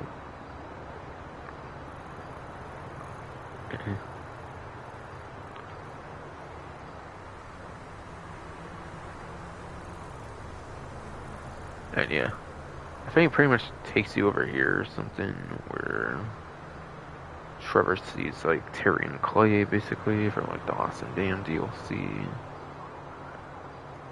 Whatever, all fucking when you first get introduced to the character. So that's kind of the route you have to go for Observatory. But yes, like per usual, I recommend you pretty much your top bunch of options for the motorcycle class. Yeah, I do recommend a bunch of like good motorcycle options like per usual when it comes to these regular not chain attacks. I'm thinking of something else for some reason. Yeah, I was playing a lot of fucking Zoom Chronicles for you feature redeemed or something, so I accidentally said something for that. Oops.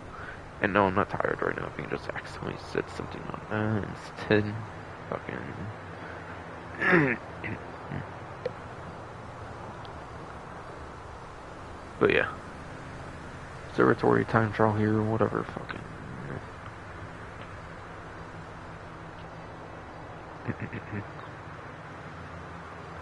Again, like per usual, I just recommend your best possible motorcycle options pretty much. I'm not going to really say what they are, but just look into some of the better motorcycle options in the game if you want some vehicle device that I would pretty much recommend there. For 9th gen, it's pretty clear what I recommend since I said motorcycle and there's only like one of those, but still. For HSW options.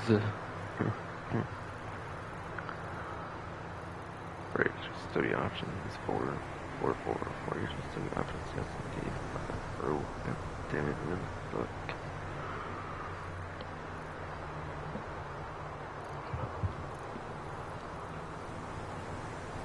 And the RC Bandito time trial for the day of Monday here looks to be La Fuente Blanca. Now this one, you can have like a vehicle spawn or something. You can have like a vehicle spawn or something spawn, so do be wary of that there can be vehicles that spawn in this one. They're not moving vehicles, I mean they're just stationary vehicles. They're not that big of a deal as long as you're looking carefully.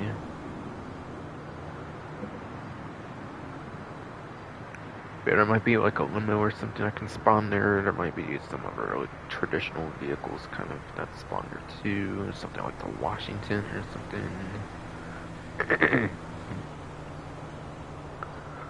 So yeah, be wary of that a little bit.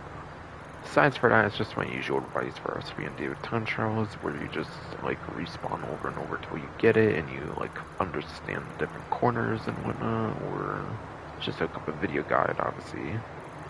Besides for that, and then the weekly HSW time trial for the week here is going to be for Sandy Shores, which goes from there, obviously, over to the Laporta Scrapyard. I think it's the same scrapyard where the most expensive salvage yard is at, basically. So, basically over here. So that would be nice and convenient, I guess, for going over there to talk about the salvage yard robberies, I guess. I might not talk about those till the end of the stream for, like, salvage yard robberies, since I usually do the HSW time trials at the end. But yeah. I think I'm finishing up the Sentinel XX. I think I'm finishing up the Sentinel XS HSW, I believe. Now, they did kind of fuck up the order, I think. I do believe they did mess up the order, kind of, for the HSW time trials lately, in the last, like, cycle of them, so I'll look up, like, how long it's been since, like, March 15th, 2022 from that, basically, and want to be seeing if it's still last one to do with the Sentinel XS HSW is the one that I'm using right now, I guess.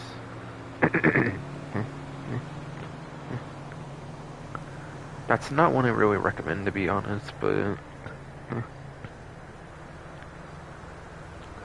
not really one I'm recommending, to be honest, but to be fair, there's no power times, so you can pretty much use any HSW vehicle if you're choosing.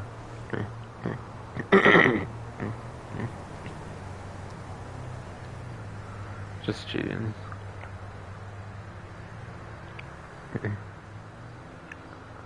Just choose any HSW vehicle if you're choosing yes indeed.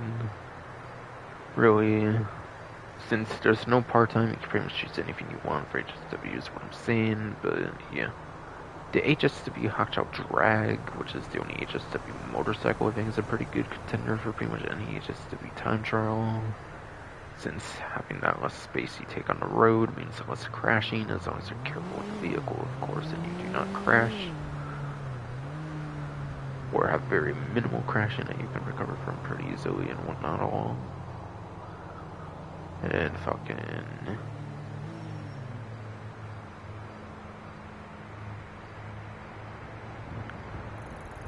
Sandris Mercenary DLC ones are pretty good for the HSW vehicles. I think the Sandris Mercenary ones are still pretty much some of the more top tier ones for like traditional cars. Since yeah, there's power creep stuff that goes on basically in the game with the HSW stuff. Where as DLCs get newer, they tend to like increase performances more so for stuff. Whether it be regular classes or like in general for vehicles. So yeah, the HSW Monstrosity for your one off-road vehicle option I think would actually be a pretty nice one here. Kind of, I guess, because of the off-road, I guess you could kind of get some nice usage on that one. I don't really remember getting much use off-road for that Monstrosity on this one personally, but still, could maybe be a possibility at least.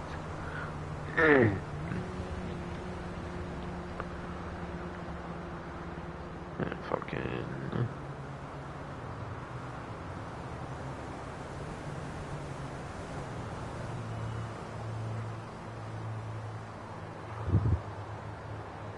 And then fucking...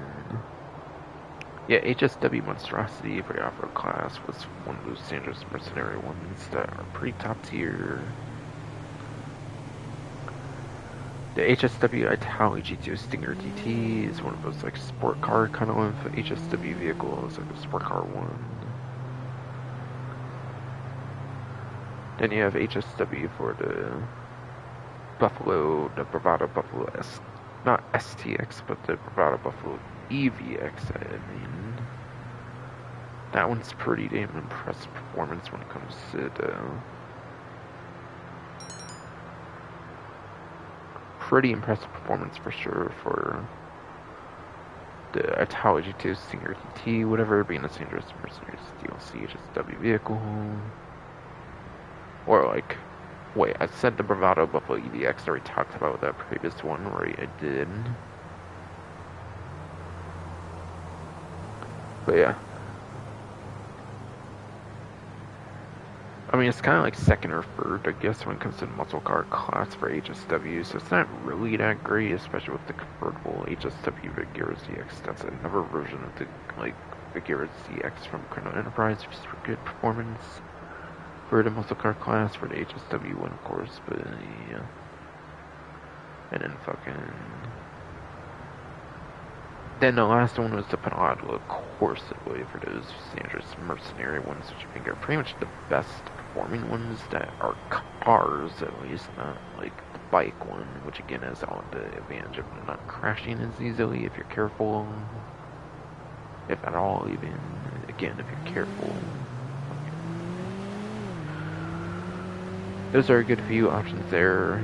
Or then you have like HSW supercars, which I think are definitely some of your better options if you're going for certain categories or something. Like fucking the HSW weaponized Ignis is a lap-time heavy one. I don't think you can even use it in the time trial. It's because of the gun. You could use it when it first came out, I believe, but ever since Common Prize onward, they disabled the like ability to even use it in the time trial, I believe, for the weaponized Ignis HSW. Fucking.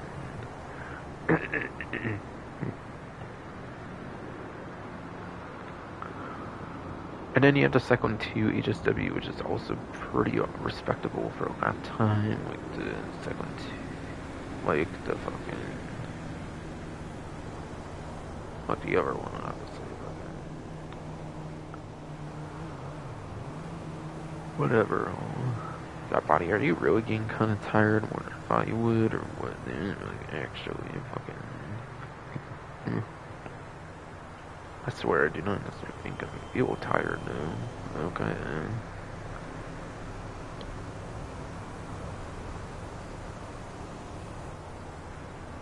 Fucking.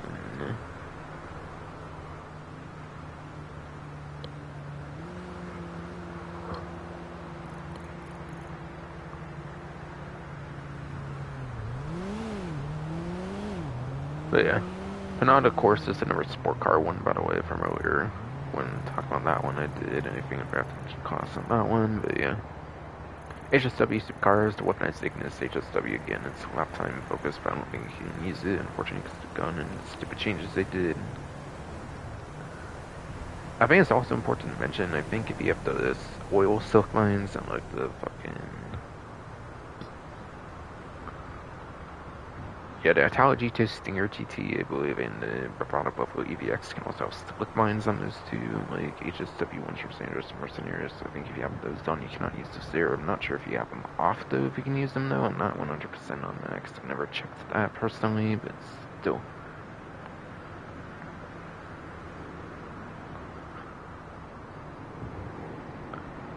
And then, yeah. I mentioned Cyclone 2, HSW, I think was where I left off, for the supercars that I'm explaining for the HSW ones, fucking... Cyclone 2 is also pretty good for lap time with the weapon's Ignis. But yeah, it's more acceleration focused since it is an electric car after all, so it does have some acceleration benefit there, which probably takes away from like how good it is for a lap time compared to weapon's Ignis, obviously. And then you have the... I think the last two are more top speed focused with the Devastate 8 HSW. Devastate 8 HSW is a very top speed heavy one, and then it's also got some pretty respectable lap time, I believe, too, actually, on that one, but it's more again for top speed, which is much more niche, but yeah. And then last but not least for the HSW supercars was the NTMT HSW, I'm pretty sure, which is, yeah, which is like 20 if something plays heavily for lap time, which is actually fucking garbage. And then top speed, garbage for sure, obviously, being a HSW, would expect HSW not to be like 20 if something plays on a lap time, but still.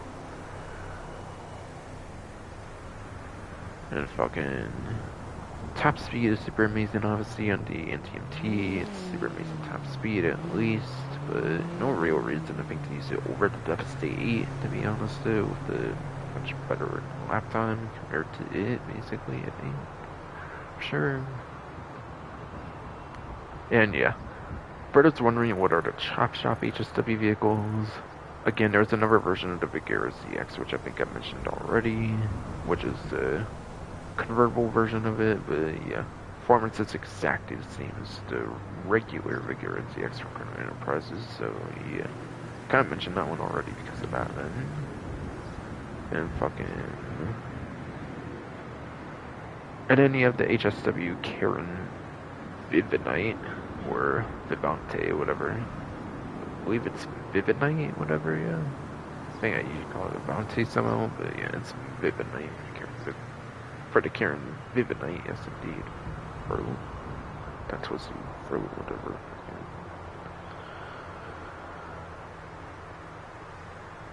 But yeah. I'm trying to remember what the performance of the Vividite was from when I watched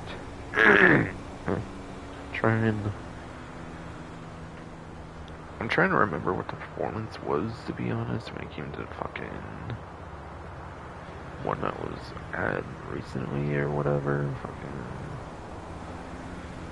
for the Karen Vividite, whatever. I'm trying to think what the performance of that one was, but from roughly 152 when he did the video, whatever, on it, when he did the video on it, whatever, yes indeed, yeah.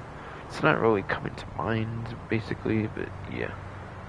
I think San Andreas Mercenary DLC ones are still the best ones for cars, performance-wise at least.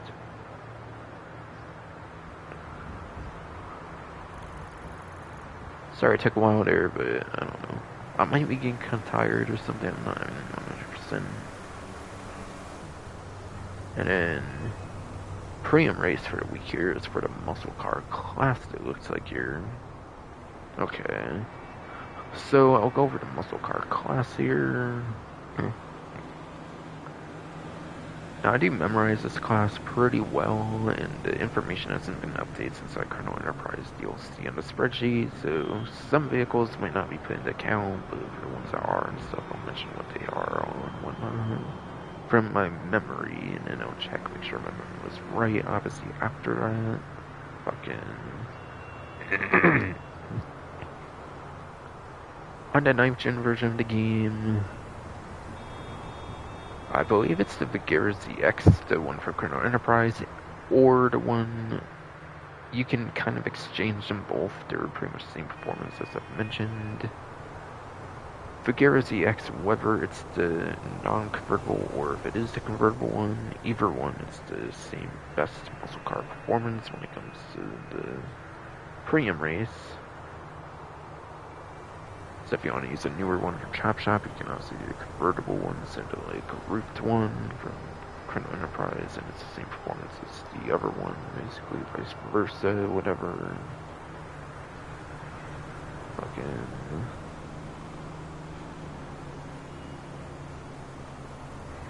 And then, yeah, you have the Bravado Buffalo EVX HSW, I think, which is like your next one down or something. I do believe it's your next one down, basically, yes.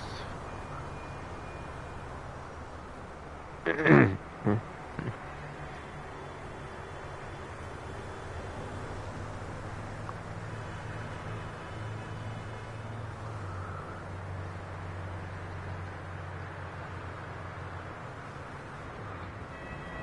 yeah, then it was the Bravado Buffalo EVX, I think, for like the second one down, whatever, for like 9th gen, like HSW performance options are pretty much also going to be your best ones for premium races and stuff, usually, of course. Fucking... And I think the only other one for muscle car class I don't think I've mentioned yet is the Arbor GT HSW, I believe, for the muscle car class. Which that one's not so great on the lap time, but it's not like in the 20s for a lap time like I believe the TMT HSW is. I think it's more within like the top 10s for lap time on the HSW version of the fucking one thing, whatever. For the HSW version of the fucking Arbor GT, whatever, it's not the greatest lap time, and Resurgence been like in plus place, whatever the hell, for sure. And fucking... I believe that's it for the HSW muscle cars, is 3 to 4. Again, 2 of them are essentially the same, one with a roof, one without a roof, so kind of 3 to 4, yeah, for good muscle car options for the 9th gen version of the game, for the HSW upgrades, and then for those on 8th gen, I'm not really going to leave you all out here. Contrary to what I may have kind of suggested earlier, whatever, but still. Again, I kind of just want to see some potential, like, what potential can we add with, like, stopping support for the 8th gen instead of removing the, like, director mode, whatever. I'm curious what kind of support they would do for the thing all. What the? Is that the fucking... Is that the smuggler plane thing or something? I'm so confused. Yeah. I'll get back to 8th gen options, whatever, later on, kind of here. Kind of soonish. I'll check, make sure my stream's still going fine. Should be. Alright, yes, it is good.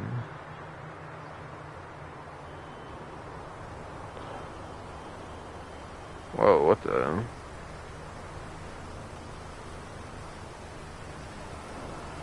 Gee, my fucking YouTube studio thinks I'm doing something I'm not doing or something, trying to schedule something to hurry upload or some shit. Cause yeah, I guess fucking mobile doesn't work well, obviously, for desktop stuff, I guess, when requesting to mobile sites, I guess, but whatever.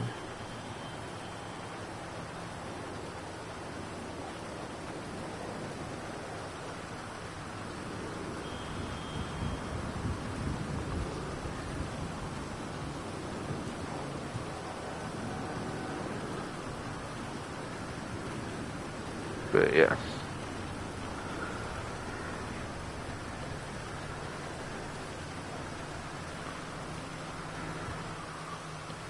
Anyways, I mentioned all the HSW muscle cars, so we're 8th gen. Again, contrary to what I might have suggested earlier, I don't hate 8th gen. I fucking just wish 9th gen could get some like exclusive DLCs to get the features of the consoles and stuff utilized more and whatnot. That would be cool, but yeah. Like, imagine we got, like, doubled HSW vehicles, for example, and then they could actually focus the content on, like, 9th gen exclusively, to where they can actually use some of, like, the controller features and stuff more, or something, maybe, I don't know, but still. I'm just interested in what they could do, something like that. I don't hate 8th gen by any extent. I'm not trying to suggest that with what I said earlier, or whatever. With the talk of the Rockstar editor and like the director movie going away, whatever.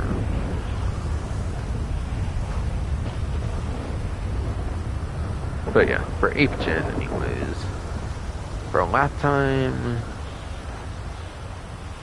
I believe it's stuff like the Buffalo STX and the Weevil Custom, I believe, at top for lap time.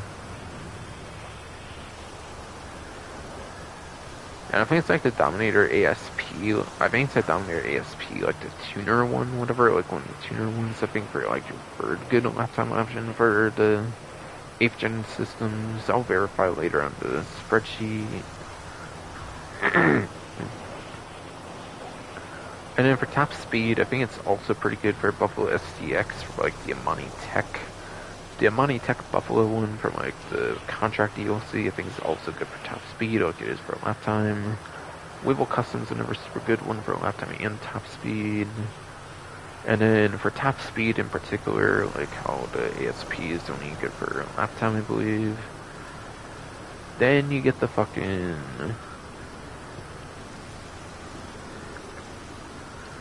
Then you get the fucking... Pisswasser Dominator, I think it was, if I remember right. Pisswasser Dominator, I think it's a pretty good top speed option. Still on the 8th gen systems, as far as I recall, yeah. So I'll make sure on the spreadsheet I got those right, I guess, before I go in any further here.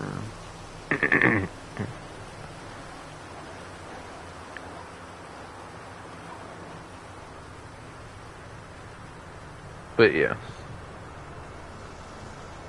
Alright, yeah.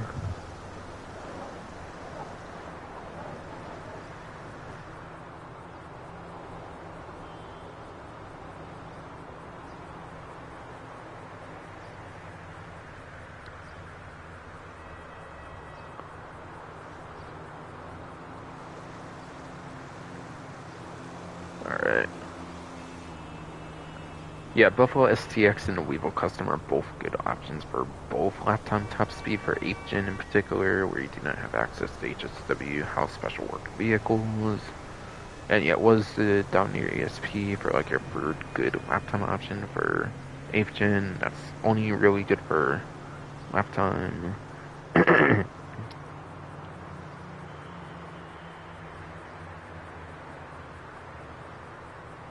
And yes.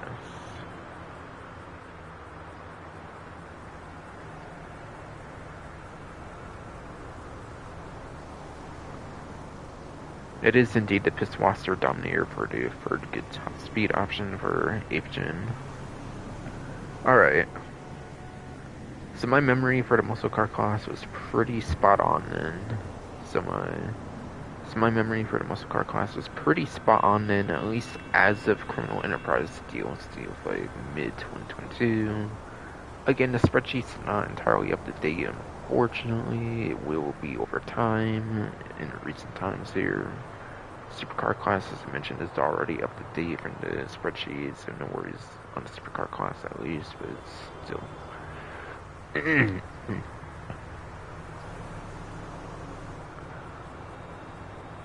Now, what is lap time and top speed for those that might not be as aware of the game? I know. What is lap time and top speed for those not as familiar with the game? Fucking. Lap time is like cornering in the city and stuff, so basically any turns, really. So basically any turns really is what counts towards a lap time. So if there's a lot of turn corners, you want lap time. Top speed is on a highway or like an airport runway, like a huge straight. Top speed. Top speed is like a highway, airport runway, like any other like huge straight, obviously, like any of the other many runways, highways throughout the map.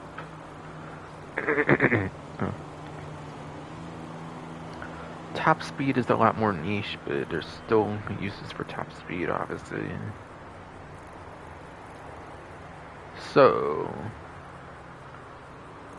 for those that want to know what the course is, I'm not going to show what the course is, but for those that want to see what the course is, you can do Square, X on Xbox, or whatever key on PC to do the start job. They want to see what it is for the course.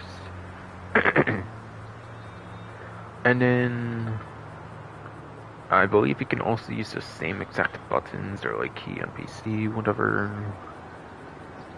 for Square, X, whatever key on PC.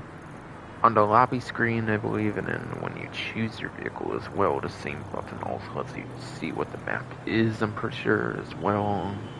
So then you can visualize the map, so you can see how much, like, turns, corners, or, like, straights there are.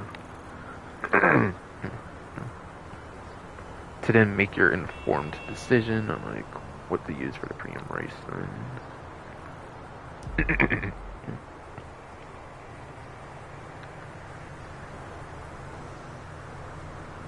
Alright, then. On to the podium vehicle funnel here.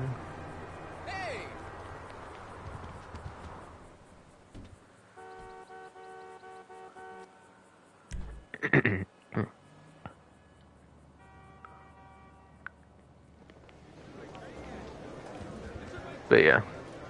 Podium vehicle for the week here, I believe it's the Western Power Surge. Resort presents a brand new car available to win today, simply with a spin of a wheel. Podium. The podium vehicle, I'm pretty sure, is the Western Power Surge, yes. Which is apparently the only electric. It's apparently the only fully electric, like, motorcycle in the game, so it does have some pretty nice benefits, actually, too, which is pretty cool.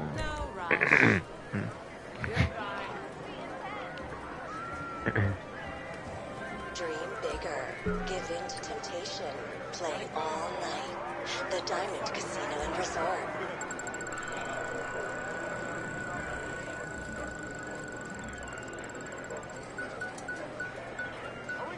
Okay, cool, I got mystery. Depends on what I get. I guess if it's... Oh, come on, bro. I was just pricing mystery reward, and it just gives me the one that's 2 things to the left of it with 7,500 RP. Come on, man. Bro. It would be nice if I would actually be able to get the last slam van, which is still somehow exclusive to that, which I do not understand how the last slam van is still exclusive to the fucking Lucky Wheel when there's the fucking career progressions. When career progressions are literally a fucking thing in the 9th gen version, but okay.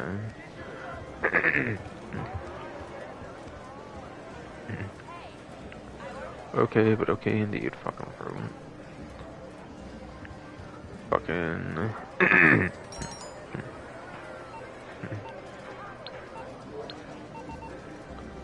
But yeah. I'm pretty sure it's the Western Power Surge here.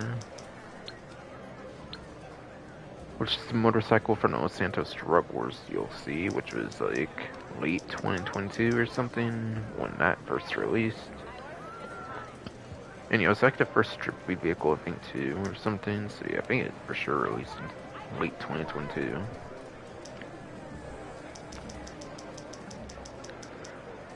I do also believe it's the latest motorcycle edition in the game as well. I think it's the latest one they've done for the class.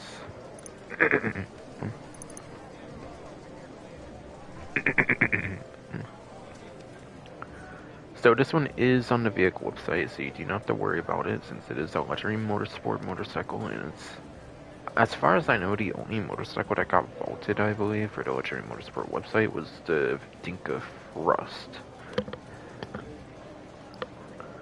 So unless it's a Dinka Frost for like a luxury motorsport motorcycle, I believe all the ones from this website are still on there for a motorcycle in particular.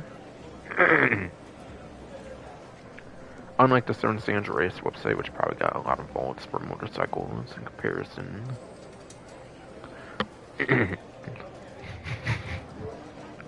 But yeah. Now, unfortunately, I do not have performance numbers to go over on this one because it is a newer vehicle, and again, the spreadsheet was mostly last updated as of the Colonel Enterprise DLC. Aside for the supercar class, got a recent update. Besides for... But yeah, most of the spreadsheet is updated as the latest as of the Colonel Enterprise's DLC, like mid-2022. Only the supercar class just recently, I think, got an update within like the last month or so on the spreadsheet, so yeah.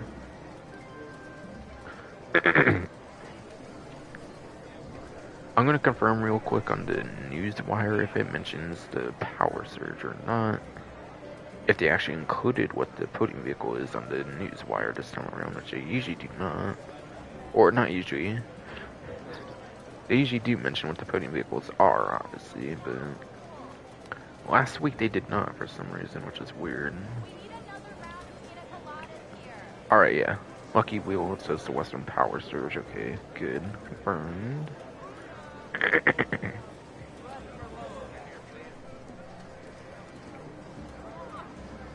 But yes. Yes, shit fucking fruit, didn't it?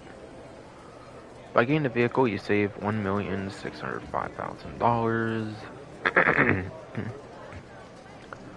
Honestly, as long as the vehicle's over like a little over $1 million or something, I think past that point, I feel it's kind of a worthwhile one to go for value-wise, at least. I feel this one's more like a 2-hour grind and is like a 1-hour grind, so I do think this one can be one that's kind of worthwhile to go for sure in terms of value. Now, while I don't have exact numbers to go over, I do kind of remember performance of this one. I do think I remember performance of this one kind of, not number-wise again, but still. But yeah, lap time, I believe it's pretty good for a lap time actually. But yeah, there's no real downside, I believe, for lap time when it comes to these electric vehicles. It's usually the top speed they lack in, but because it is a motorcycle, it actually is pretty good for the top speed, I believe, as well. So I think it is within top 10 for both lap time and top speed, I believe. I can say that much. I think it's within top 10 for both lap time and top speed, even though it is electric, which is pretty cool. And yeah. And yes, fucking bro. Again, I did also mention it's pretty much the only electric motorcycle in the game as well, so it does have acceleration benefits too, probably. So it does probably get some electric benefits as well for the acceleration there.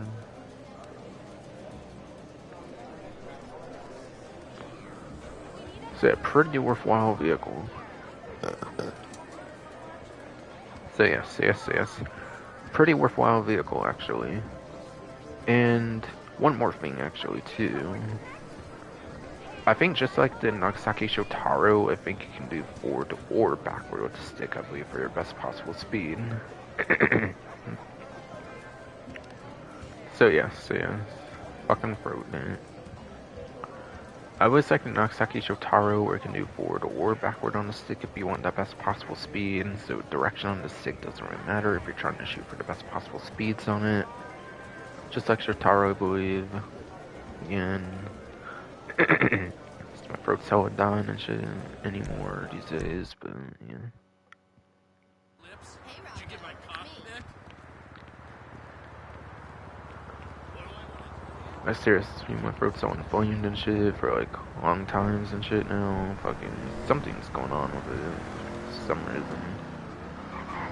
Fucking God never God never fucking docked this appointment basically for January 31st. Hopefully this time I can actually find out what's going on and shit. Because medication did nothing for me basically. Fucking Christ.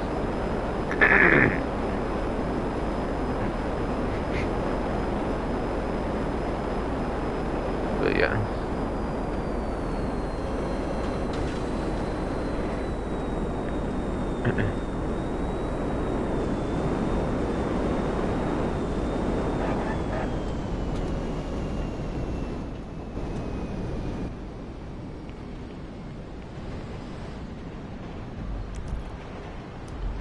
And yeah, plus this last week, so I don't have to go there, obviously, so I can just go right to test track. plus this last week, obviously. Yes, fucking bro, plus this obviously definitely last week, so I don't have to go over that area, obviously. But again, these will be your discount vehicles here. Your Karate Stinger, your Ian Stafford, and then your Progen Tyrus. All three of the discount vehicles are all on the test track this time. Now to see if they are on vehicle websites. No. Now to see if they're on the vehicle websites. Yes, indeed, fucking pro.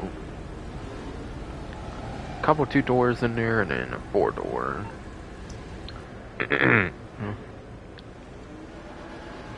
Okay, so on the left, I believe, was the Stinger. And then the upper 2 doors, the Tyrus, which was from, like... What's the Tyrus from, like... Was it the Severn Sandtrace Super Autos, or was it, like, the Summer 2017 update, or was it, like, Import-Export? I'm thinking one of those free or something. I'm definitely thinking one of those free for sure. Either way, they'll have a discount thing on them if they are like on discount, obviously.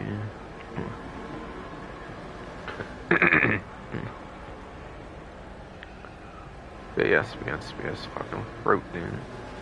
If they're on discount, they'll obviously show such on the vehicle website if they're even there. Most likely they're vaulted. I can say probably for sure the Stinger's probably vaulted, being from 2013, probably. I'm going to assume the Tyrus is vaulted too, and then same with the Stafford. Honestly, I believe all three of them are vaulted, I believe. I may have looked into it a little before I forget if I looked into if they were vaulted or not. Not on stream, obviously, but off stream, I mean.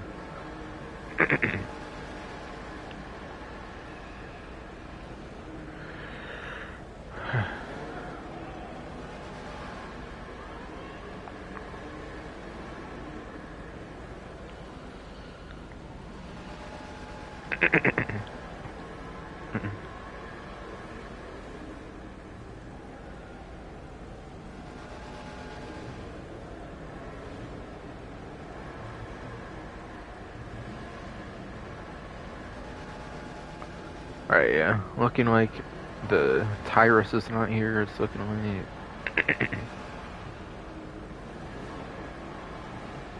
yeah, Stinger is definitely not here either. Again, that's like 2013, October 2013 even, because it's online exclusive, I believe, too.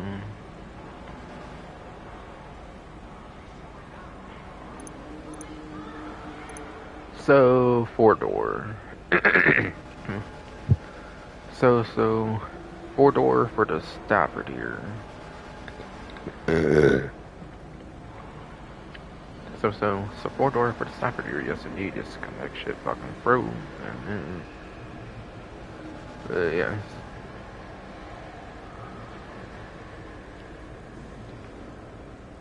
Now, the Ina Stafford was from the After Hours DLC. I can definitely say it was from the...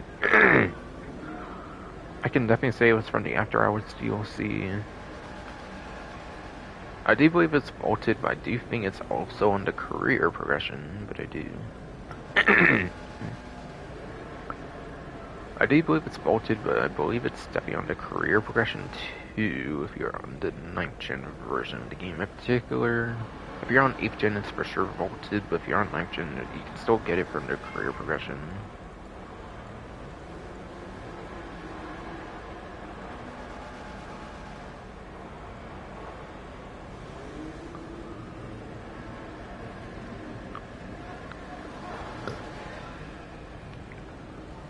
Alright, yeah. But yes, shit fucking throat. For after hours right now, it's only indicating this free crawler here, so yeah.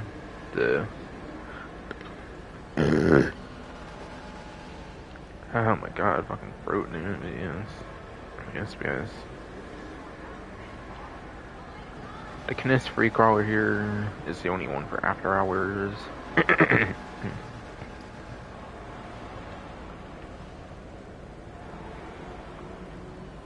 So yeah, that means the Stafford is vaulted then.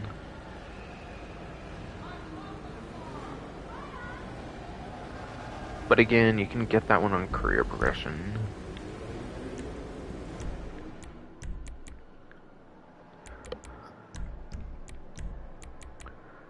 Alright, but yeah. I forget if the Tyrus is import-export or what. I think I remember it being a vehicle you can get in import-export, so that probably rules out 2017 and 2018 for the Tyrus, but either way, it wasn't really there, obviously, as you could tell from the website.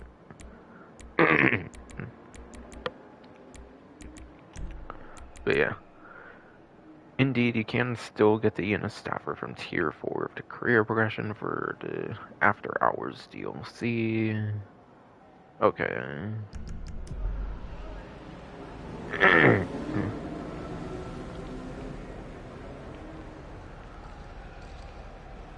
And then for the prize ride for the week here, might be the last vehicle performance they've been able to talk about for the stream here. I believe for the prize ride, it might be the last one I pretty much have to talk about much for the performance for like exact numbers possible here, being a free vehicle after all. So I'm gonna talk about the free vehicle here for performance. Vapid Peyote Gasser. It's kind of like a peyote from day one of the game, obviously, but it's kind of like a muscle car version of it, essentially, kind of. It is essentially a muscle car version of the peyote from day one, I believe. Yes, fucking bro. And I believe it's also made appearances in the. I think it's also made appearances in Grand Theft Auto 4 as well for the regular peyote. So peyote does kind of help. So peyote kind of has some history to it, I think, too, for the regular one, if that kind of matters to you. For the gasser, apparently, here. But yeah, for the prize ride challenge here, All Car Meet Series, you have to place top 4 for 3 days in a row. Now, when I'm recording this as a Monday, it's kind of your last full 3 days of playing the event here. You can technically start this on Tuesday, you can do it for Wednesday, but then you have to get on really early for the event on Thursday, and that might only be fun for certain time zones. Not all time zones might be able to take advantage of it like that either. Maybe only like the real late time zones, like Pacific Standard Time, like Hawaii basically, which I think is like the furthest back time zone as far as I know. In a sense. I think the ones that were in the east of the map, basically, in real life, basically, have like the quicker time zones, basically, if I recall. Kind of, since like East Coast is 3 hours ahead of Pacific Standard, for example, etc., etc., etc.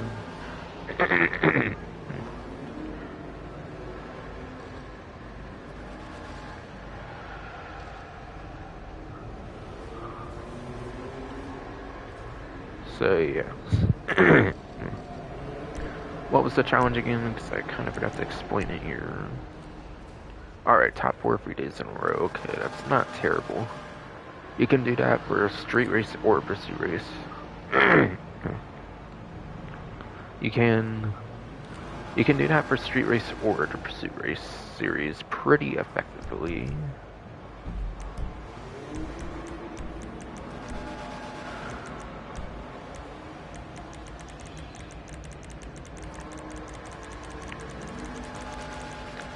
But yes.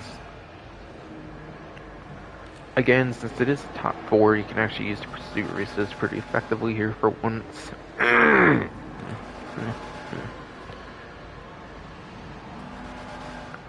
But yes, shit fucking throat, damn it, fucking. For once, since it is a 4-player thing, whatever, for the challenge, you can actually use the pursuit races pretty effectively for once. So that's pretty cool if you want to use the pursuit race method. If you do not usually play pursuit races, it's a pretty ideal time to do it for the challenge if you're going for the peyote gasser.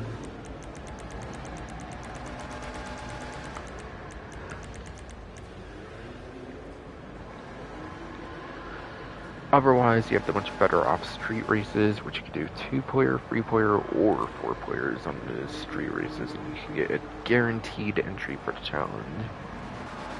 Obviously, you want to do your best to get a guaranteed entry for challenges whenever you can, I would say, so either type of the races there, I would say, were pretty good, obviously. Either of those two, I would say, really.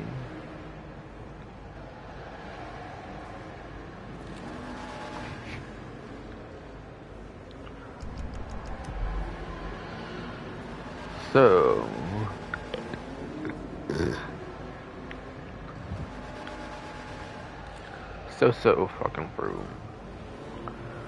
What about the performances on the, or not performances, it's not multiple vehicles, but how about the performance on the peyote gasser here?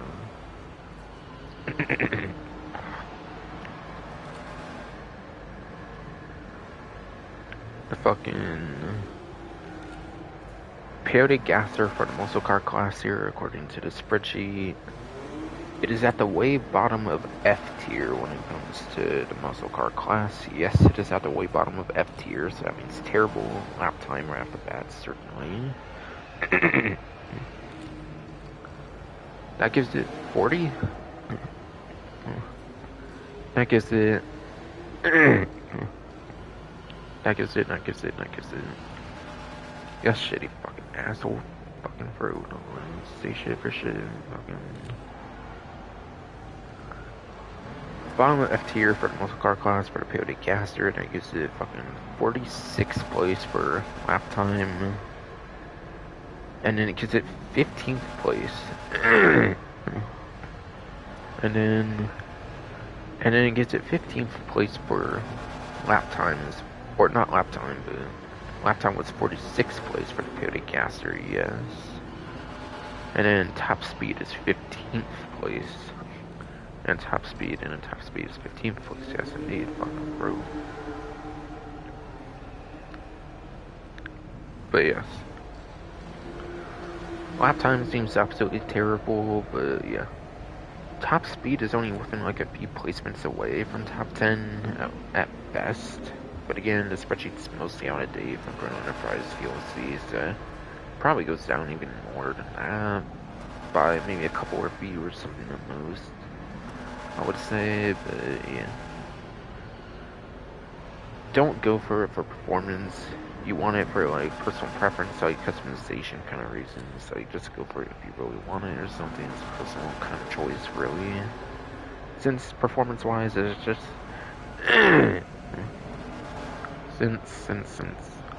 since performance-wise, it's really just not going to cut it pretty much.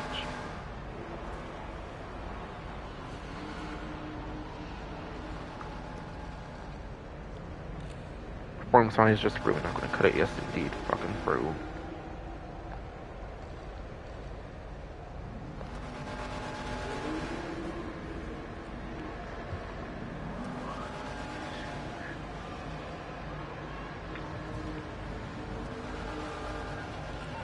Now, is Vapid Peyote gas store on the vehicle website here?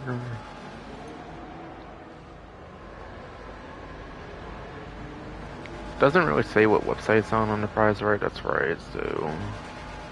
I do think that one was on Severn San Andreas, and I do believe it's obviously a two-door, right? I do obviously believe it's a two-door, right? Definitely looking like it is.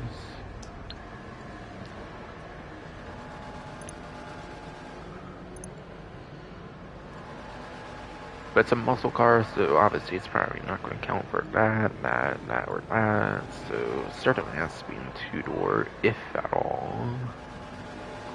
Again, it depends on if it's vaulted or not, since they vault vehicles in the game. As standard mercenaries, they decide to vault vehicles, which is kind of bullshit as fuck, but yeah.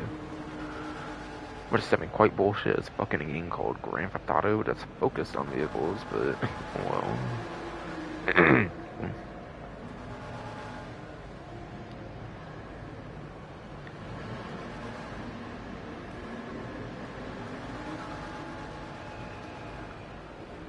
But I believe it's from Damasceno Resort or Damasceno Heist for the Peyote Gas, or one of those two DLCs, I believe.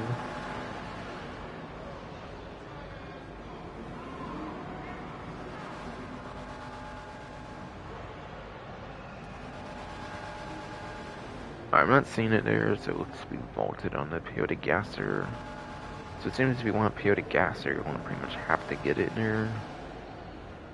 No option to buy on the website anymore, it seems.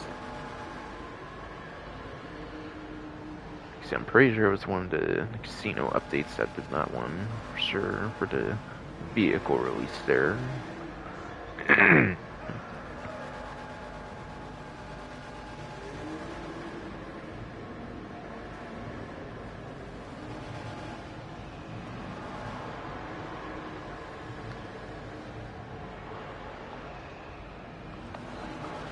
That's for billion times, shitty fucking eyes, fucking shitty fucking throat and everything, you know, distracting shit, fucking, it's not, they're not there.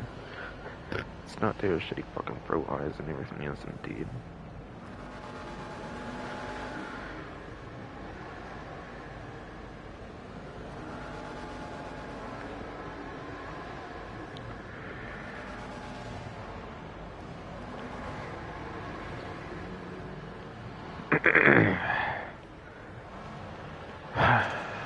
Fucking goddamn fucking broke, Chris.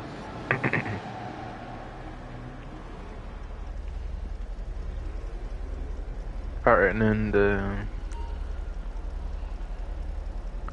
HSW test ride this time seems to be the Grotti Brioso RA. HSW test ride this time seems to be Grotti Brioso RA, yes indeed, fucking bro.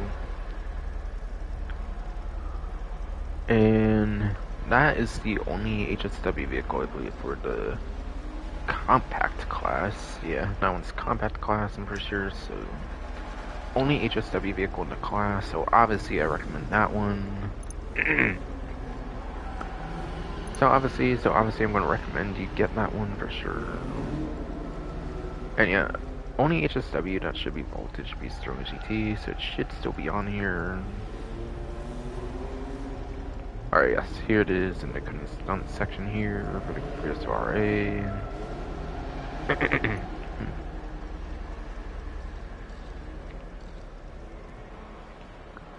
For the PSRA, yes, indeed, fucking frozen.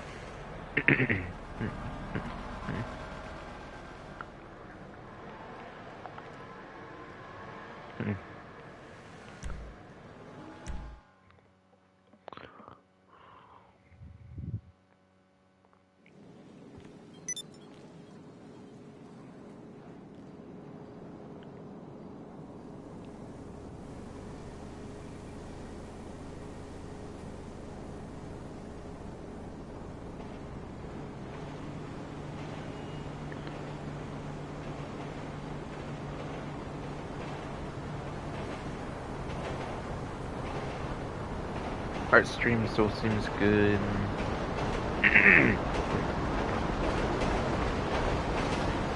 Right. Alright, live stream still seems pretty good, yes indeed, fucking broke.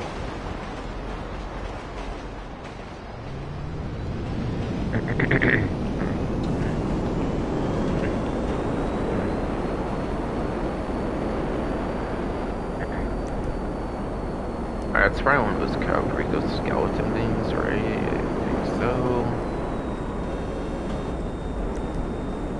Alright, yeah. Alright, so I don't really care for that, so I'm just gonna get going here.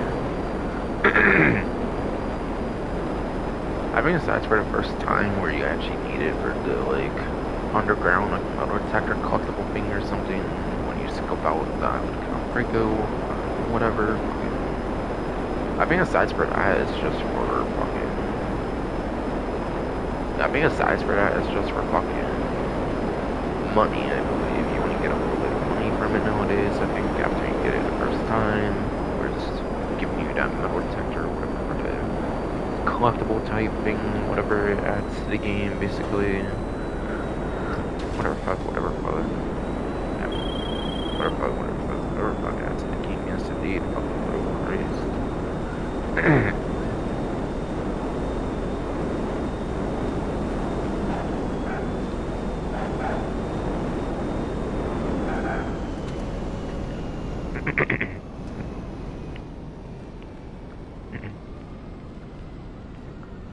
Alright. Luxury Auto seems to consist of the Class A, the Gears CX convertible. Again, as a reminder, this one does get the HSW treatment, just like the roof version from Chrono Enterprise. This one does also have the HSW treatment too.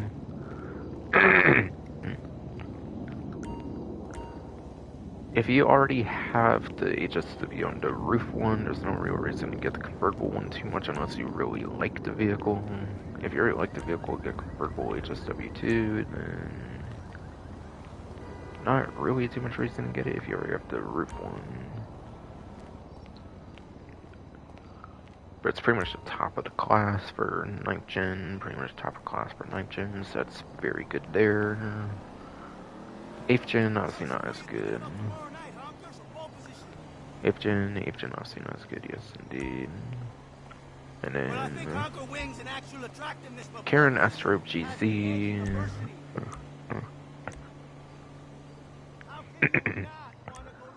Pretty much the cheapest vehicle to DLC for Chop Chop DLC.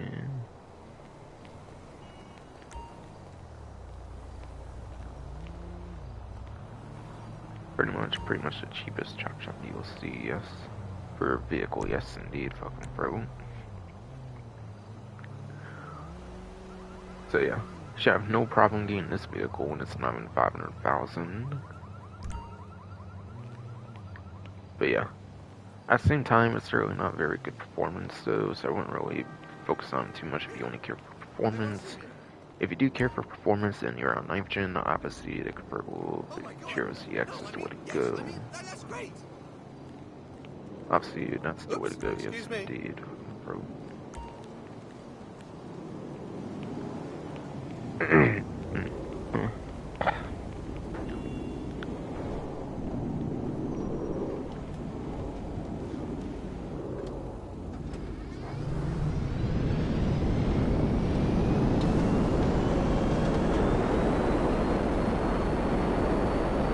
But yeah, they're new vehicles from the latest DLC. I obviously already went over all the discounts, so obviously since they're so new, they're not going to be on a discount whatsoever.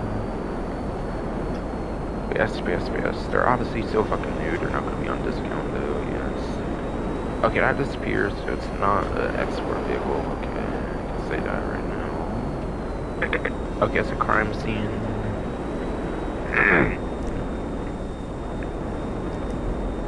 Okay, it's a crime scene, yes indeed, fucking bro.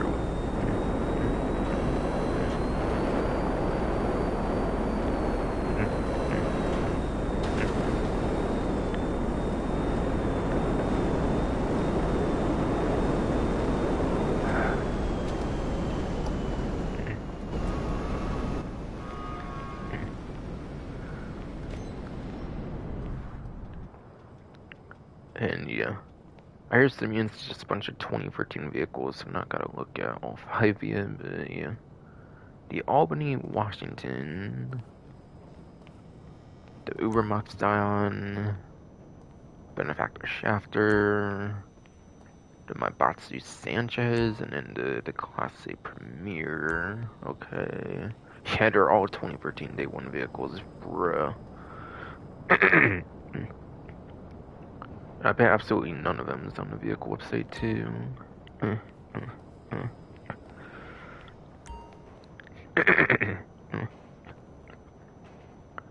I bet none of them are on the vehicle websites too. Fucking room.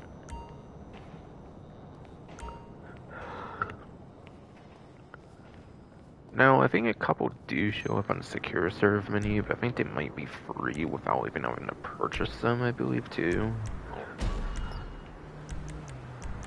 But yeah.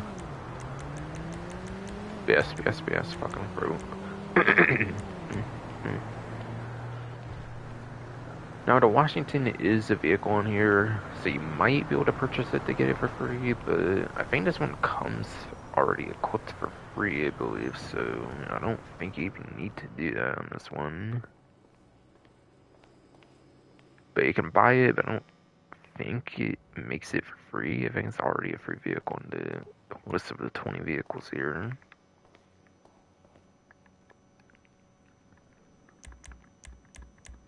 And yeah, Sanchez. That one you might have to actually buy to be able to get it for free. I'm not sure. It might already come free as well, like the Washington. So maybe those two can be kind of worthwhile. I'm not 100% sure, but yeah.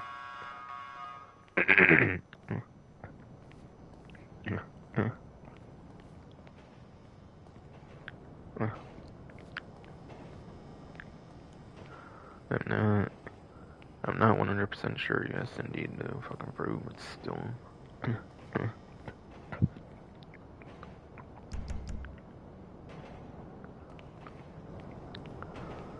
$140,000 for the agency. 140,000 for the agency. Yes, indeed, fucking proof. Then.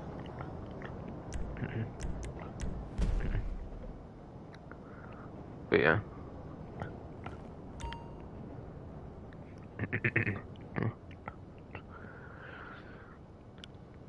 This one's probably a sedan class vehicle here. I'm guessing probably sedan.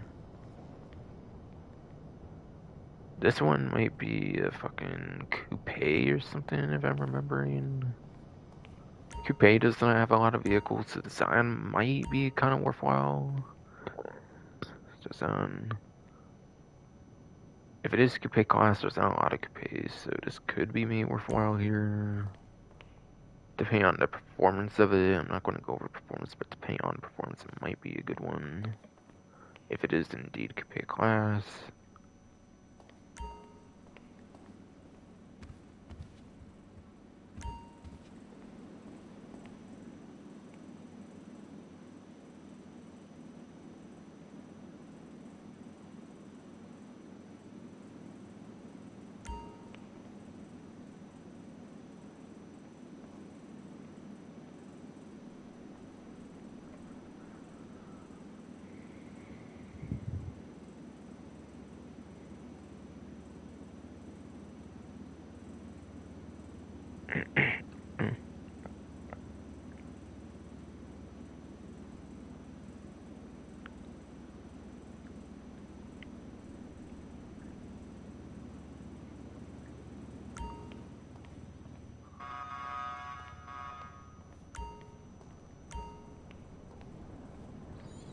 Shafter is either just sedan or just sport class.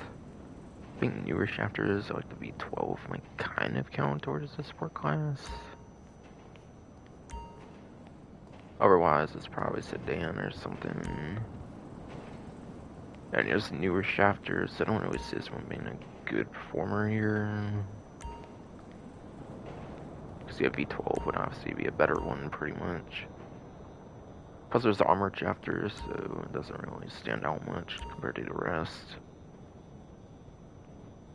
Sanchez, I think, would be one of your better buys again, as I've kind of mentioned in Premiere. That's Michael's like rental vehicle or something. I think he has before he gets the tailgater like S back or whatever. Not the maybe not tailgater S, but whatever one. Whatever tailgater he has, I kind of forget. Might just be the regular tailgater actually on Michael's tailgater. But yeah. This one of two Michael's vehicles here, basically from story mode. So that's something at least.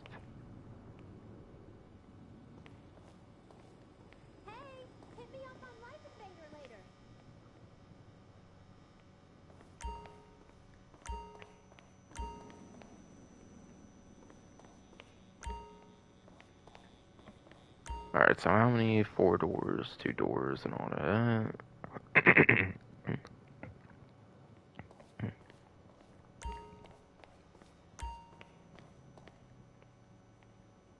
4, 2, 4.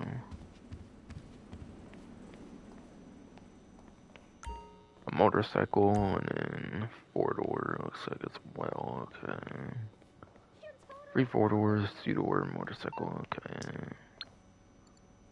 Yeah, they're pretty much all day 1 as well on the Severn site too.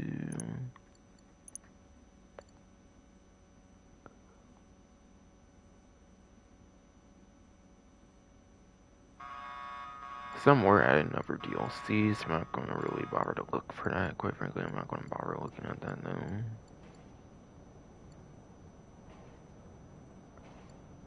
Yeah, I don't necessarily see any on 2-door. Which was honestly just, wait, was it the Zion? Might have just been the regular Zion? Yeah, I didn't see a Zion here, that's right. I was looking pretty ever free for a second, but those were 4-door ones, I think.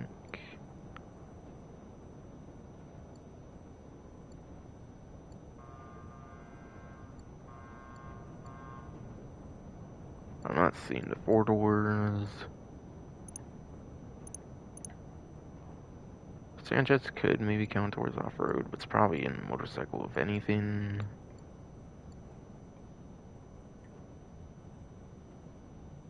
Yeah, not off-road.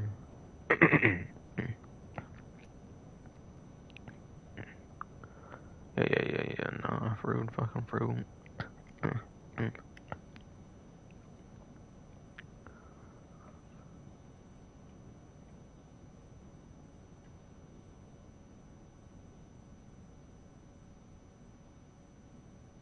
Alright, yeah. You can't really buy the Sanchez here anymore.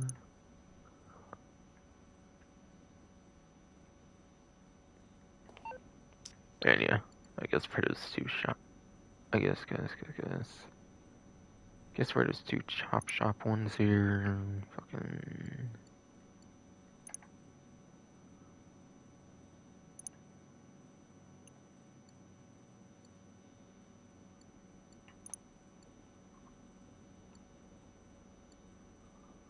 But yeah. There's the X convertible over there, obviously, latest Chop Shop DLC, and then the Astro Cheesy. Guess I might as well show those while I'm at it too. Since I like to make sure if everything's on the sites or not, but still, obviously, I didn't really necessarily need to show his, but still, for completion's sake, sure. Why not? Sure. Why not, indeed? Fucking fruit.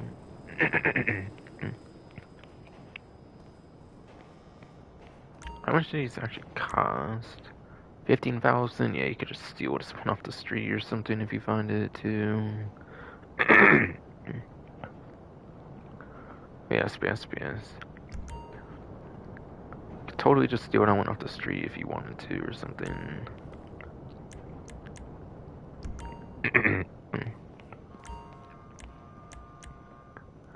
60,000, yeah, you could steal off the street. Yes, you can steal off the street, yes indeed. 65,000 can steal off the street. 8,000 steal off the street, and then Sterling this one too. Definitely not 100,000 vehicle here. 10,000, yeah. What a fucking joke of a selection here. Honestly, this might be the worst Simeon selection is ever made on here, honestly.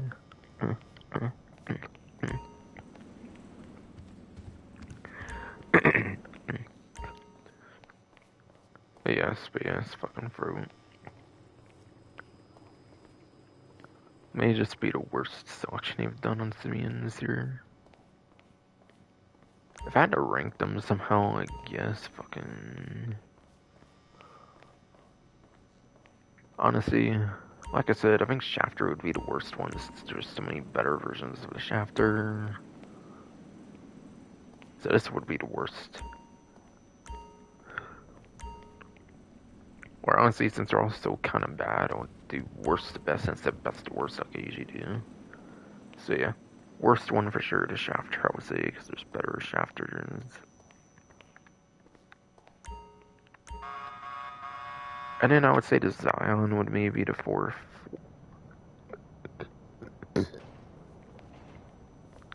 Yeah, worst to best. Fifth place, Shafter. So many other Shafters, honestly, like I said. Like I said, indeed, fucking bro. Even though I did compliment this one as being possibly in the coupe class, I do have to put this one in the number 4 spot.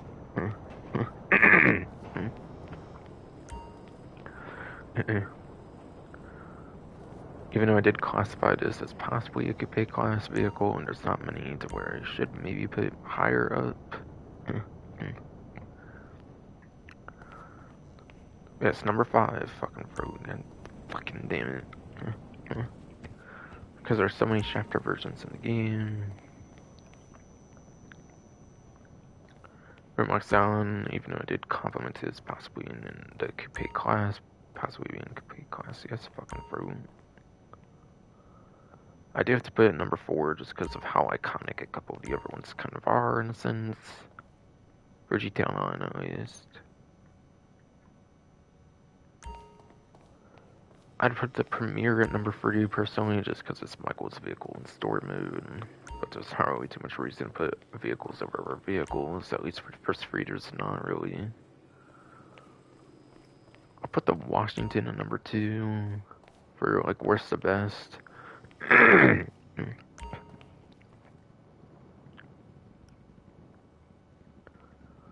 Being CO vehicle, I'll put it at number 2.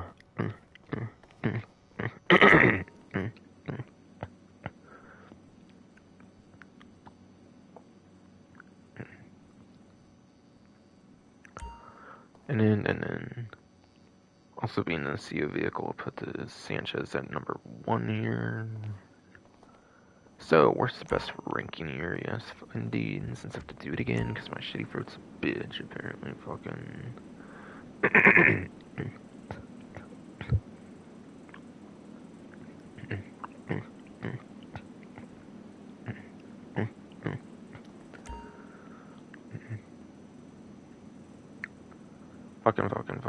Fucking indeed. Fucking fruit, let me speak, goddamn. Worst vehicle here, I would say Shafter, because there's so many better versions of Shafter. Even though this one might be in coupe class, it's pretty small. So it could actually still be useful performance-wise or something. Fucking could actually still be useful performance-wise. Yes, fucking fruit.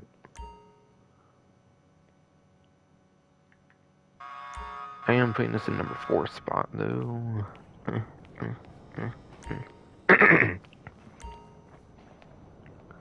This one is number 4 spot though. I'm gonna say yes. Being one of Michael DeSantis' vehicles in story mode, this one gets the number 3 spot up to for me really. And being CO vehicles, I gotta rank the Washington at number 2, and then I gotta rank the Sanchez at number 1 here.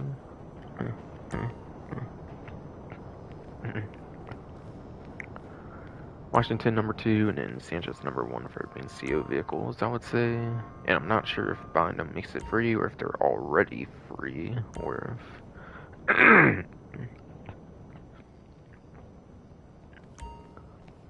or if those two are already free, yes indeed, without needing to purchase, yes indeed, fucking fruit.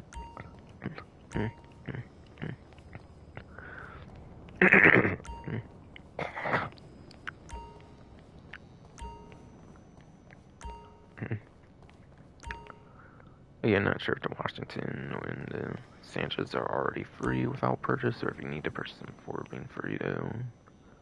Either way, number 2 on the Washington, number 1 on the Sanchez. Fucking god, man.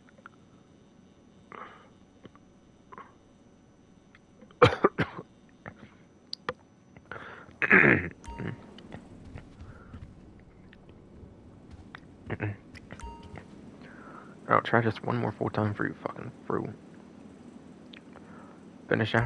Benefactor Shafter here, number 5 spot for sure. Worst one, since there's so many better Shafters. Number 4 on the Urbox down here, I would say.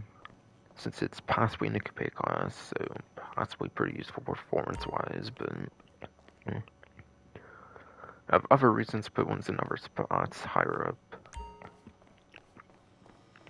For the billionth time ever, fucking Frodes won't let me say much in full without some interruption bullshit, dude. Fucking.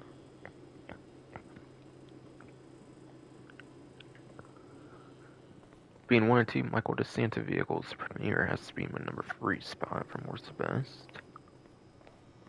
For worst to best, Albany, Washington has to be number 2 spot, being a CO vehicle, and same to Sanchez. For my Batu Sanchez.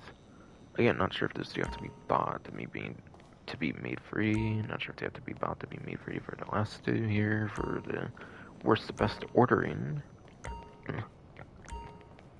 For worst to best ordering, I'm not sure if the Washington and the fucking. Not sure if the Washington and the Sanchez have to be bought or not to be made free vehicles. I don't think so. Again, but it's still.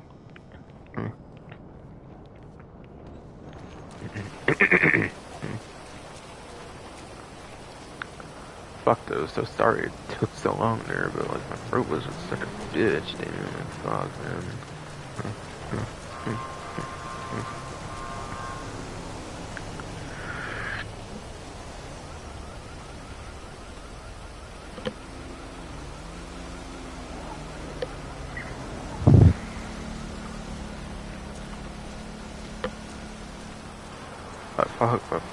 Fuck though. So sorry it took so fucking long to do that shit, but again, my throat is just such a bitch anymore, apparently. Fucking weed.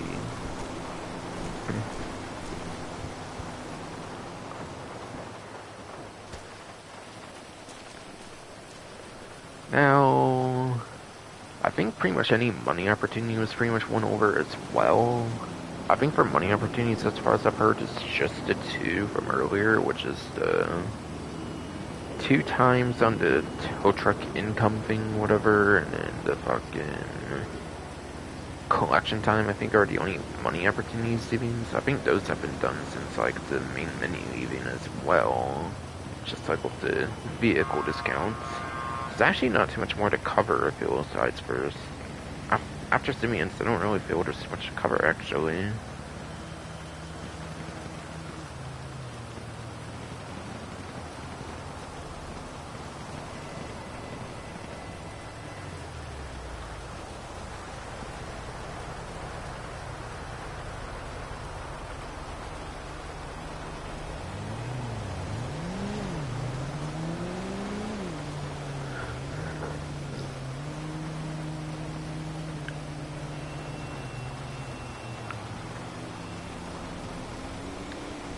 And it's worth mentioning you can actually get the tow truck for 40% off if you are a Plus member.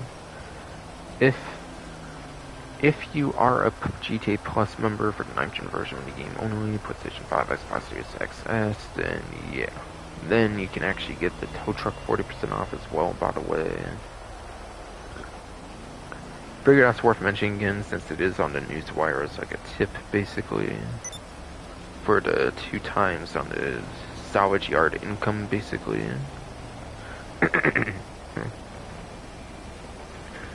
For the 2 times on the salvage yard income, basically, yes indeed. Fucking through.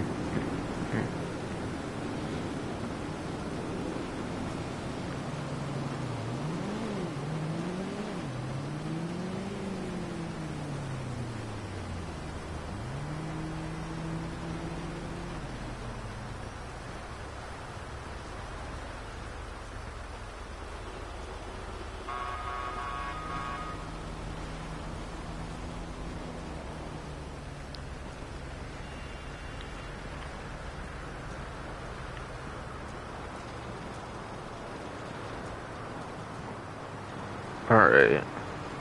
Yeah, pretty much for the most part, I'm done here. It looks like, okay. Aside for the salvage yard vehicles, I'll still go over that with the HSW time trial that will be showing off again. Will be showing off, yes. So like I mentioned earlier on, because that's tradition for me to show off the HSW time trials of different vehicles each time, to take more advantage of that 9th generation hardware that they barely even utilize on this game. They still do not want to clear with their decision on the director mode. They still want to hold on to the 8th gen systems, apparently for the old game it seems at this point, which is pretty sad, but still. Just let us 9th gen people have our own, like, just let us 9th gen people have our own DLCs, for fuck's sakes, for the last, like, year or so of the game. It's not a big fucking deal. Fucking Cockstar, come on.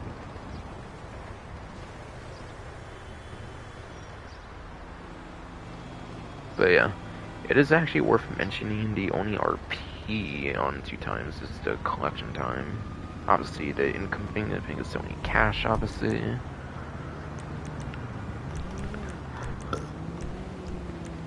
But right though, I didn't think about it, but yeah, collection time is the only one that's an RP. I did not even think about it, but yeah. Collection time is the only one that's an RP method for 2 times here. Whereas the salvage yard income is obviously just cash thing. And yeah, it is the one where you have to hold all the points for 30 seconds. It was apparently, if I said a minute, then I'm in 30 seconds. I'm not, whatever. If I said a minute, if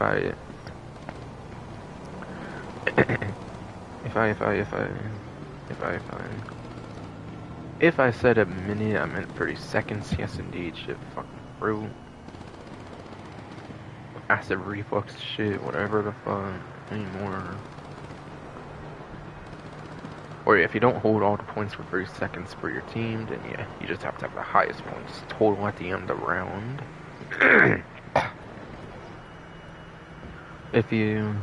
Obviously, if you do not have all the points for your team for 30 seconds, of course, for the entirety of the points of the round or whatever, then yeah, you just have to have the highest point total at the end of the round instead, then obviously.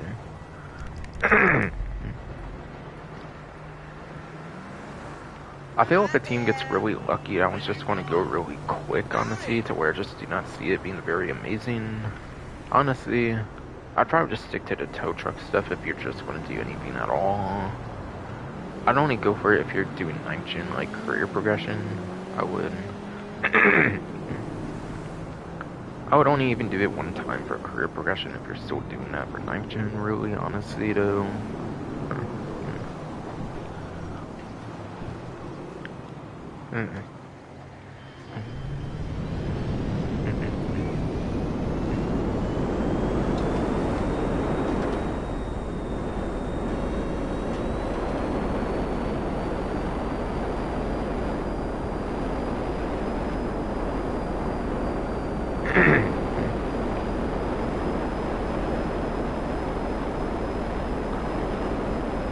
So I'll make it over to the HSW time trial, see if I can do that shit. I want to see if I can get the stream under 3 hours, but because my shitty fucking throat, I just might not manage it, of course, but still.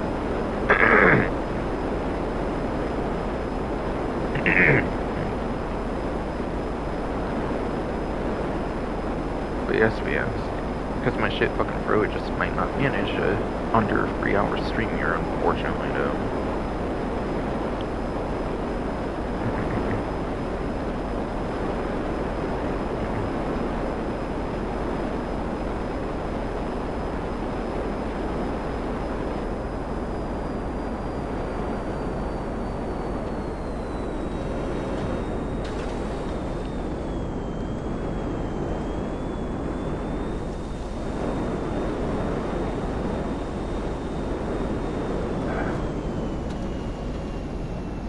Alright, so I'll do my little search right now.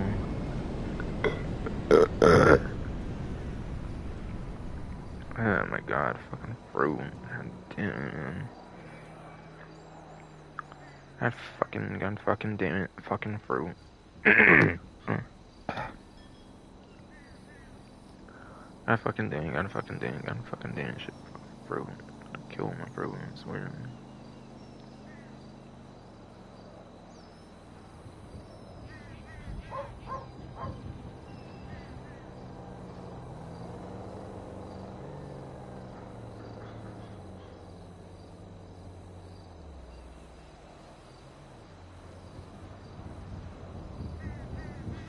But yeah. Okay. How many weeks has it been since March 15th, 2022, whatever, when the game first released, basically? Fucking...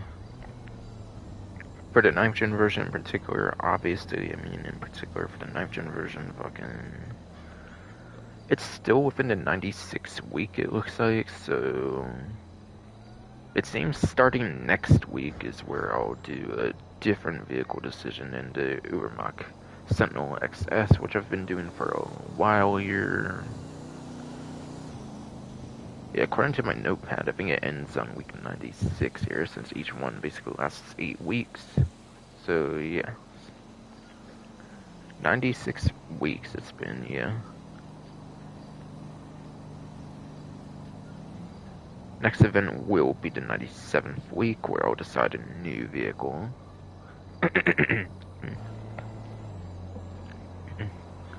Again, Rockstar kind of fucked up the order, I think, on the...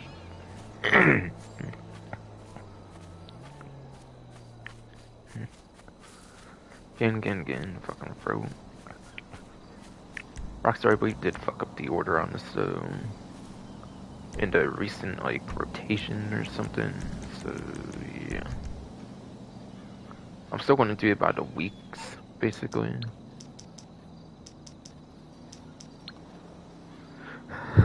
The weeks, basically, yes, indeed, fucking through.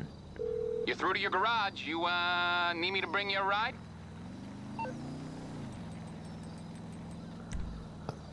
I'll bring it to you.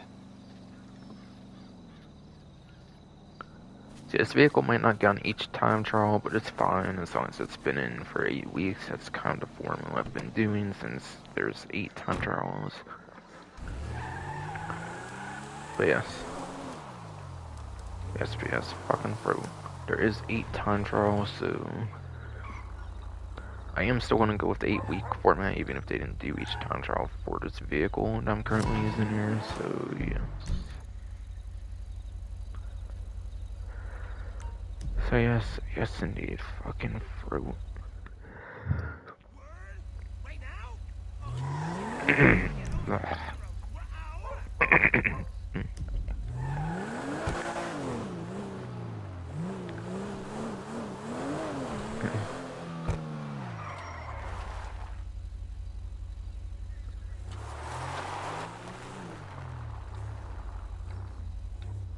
But yeah, this one I just do the GPS route, I'm pretty sure. No special, like, routes much or anything.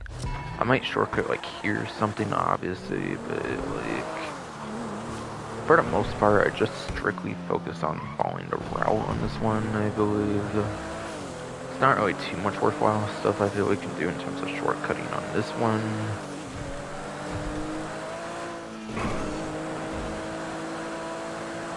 Or like route change or anything that would be too worthwhile to do or anything.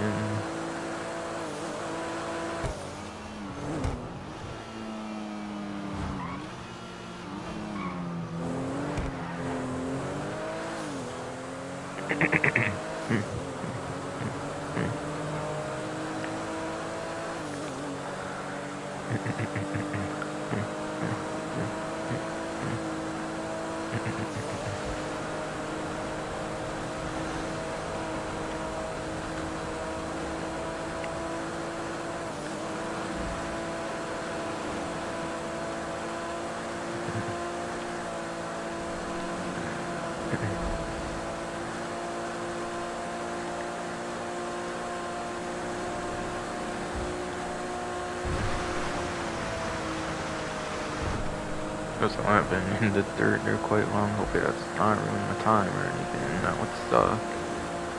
It does somehow.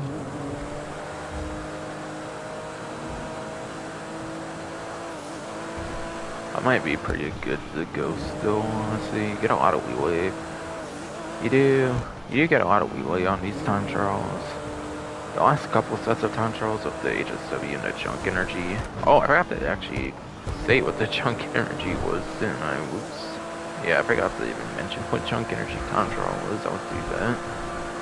They're stupid easy though, so honestly, you're not even that worth mentioning in the first place, but it's still. I mean, it is worth mentioning since I go over all the other ones anyways, but it's still. I did forget to mention the junk energy, I'm pretty sure, so I'll do that after this.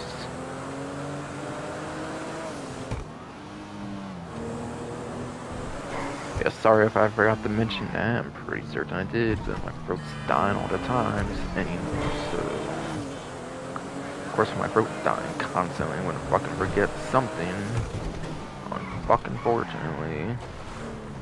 Unfucking fortunately, yes indeed. Throat. Alright, you made it there, easy clap. Let's fucking go.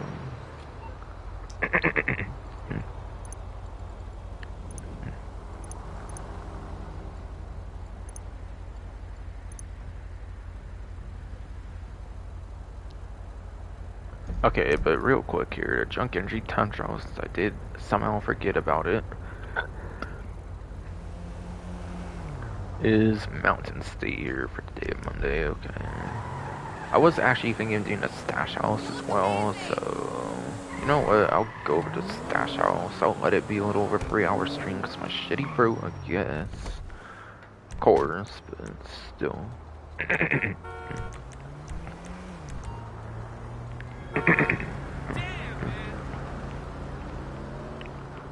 But still indeed, fucking through.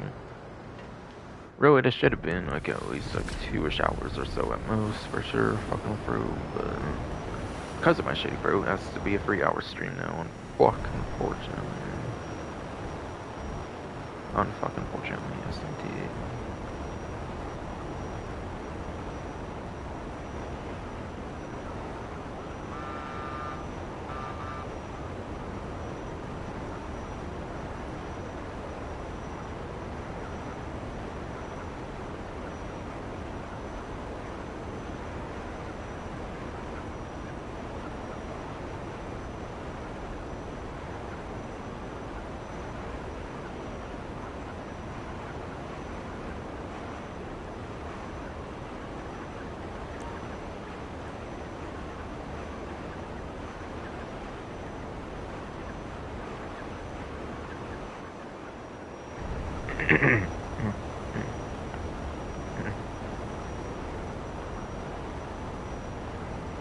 But I do like these stash houses each event stream and do year for sure for some extra income.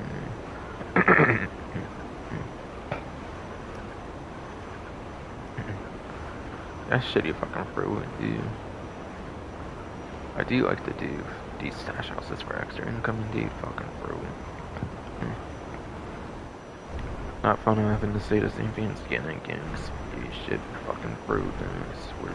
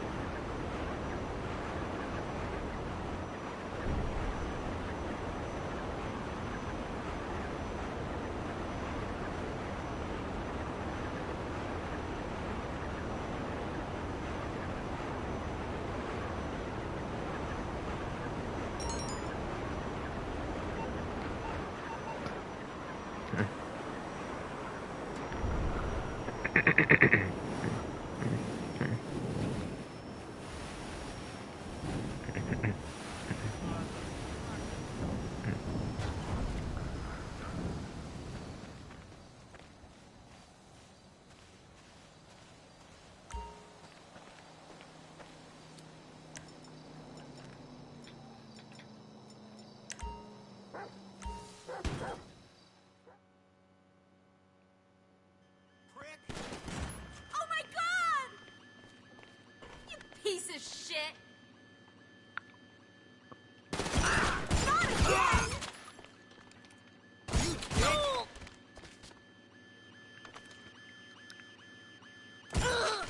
Oh shit, I got the headshot through the stairs. It's sick.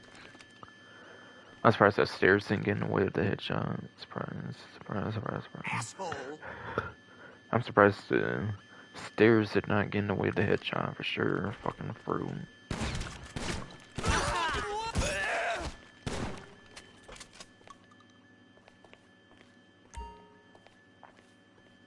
Right here's the combination. Okay. There's the combination. Yes, indeed. Fucking through. Alright, I just want to make sure that was not 72 or something. Obviously, if I from back there was a 12, I wanted to be sure. That was not like a 72 or something.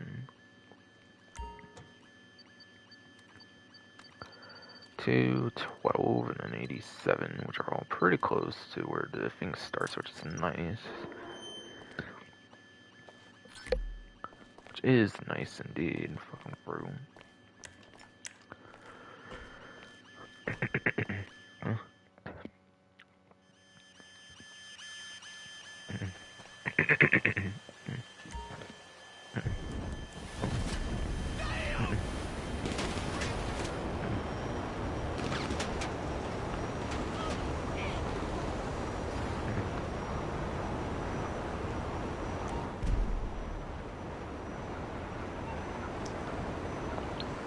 I still meant to do that before the HSW time trial, because that was a good segue into the salvage yard robberies, since the current one went to the port to the scrapyard after all, but yeah.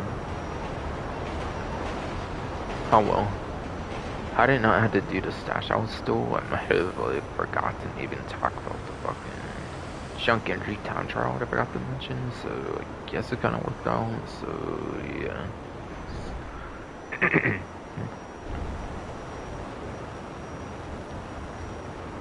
So yes indeed, fucking through.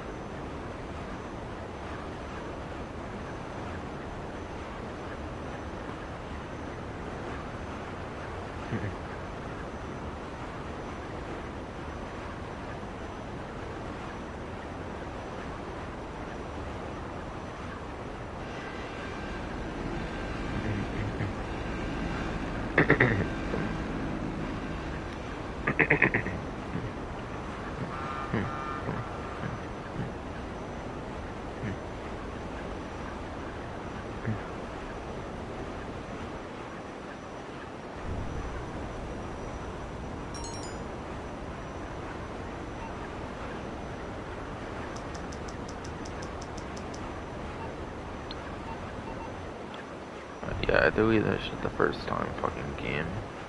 I don't know how it did not register me pressing the square button. I'm really not sure how it did not register me pressing the square button. Yes, indeed, fucking through, but still.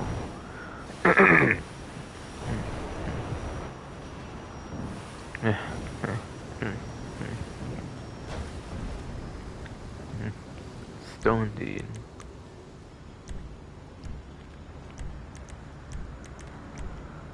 Alright, let me treat it like I never had to do that in the first place to get back over to the stash house, so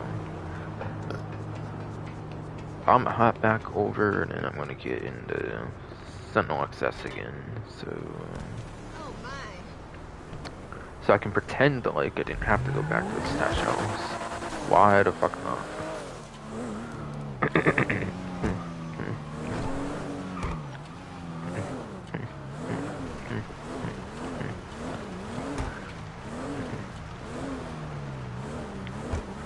Why the fuck not indeed?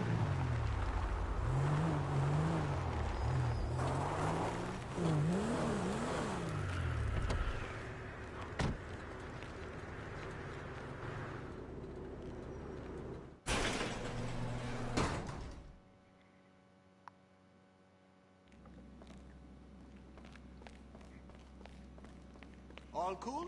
See you on the flip What's side. up? Later.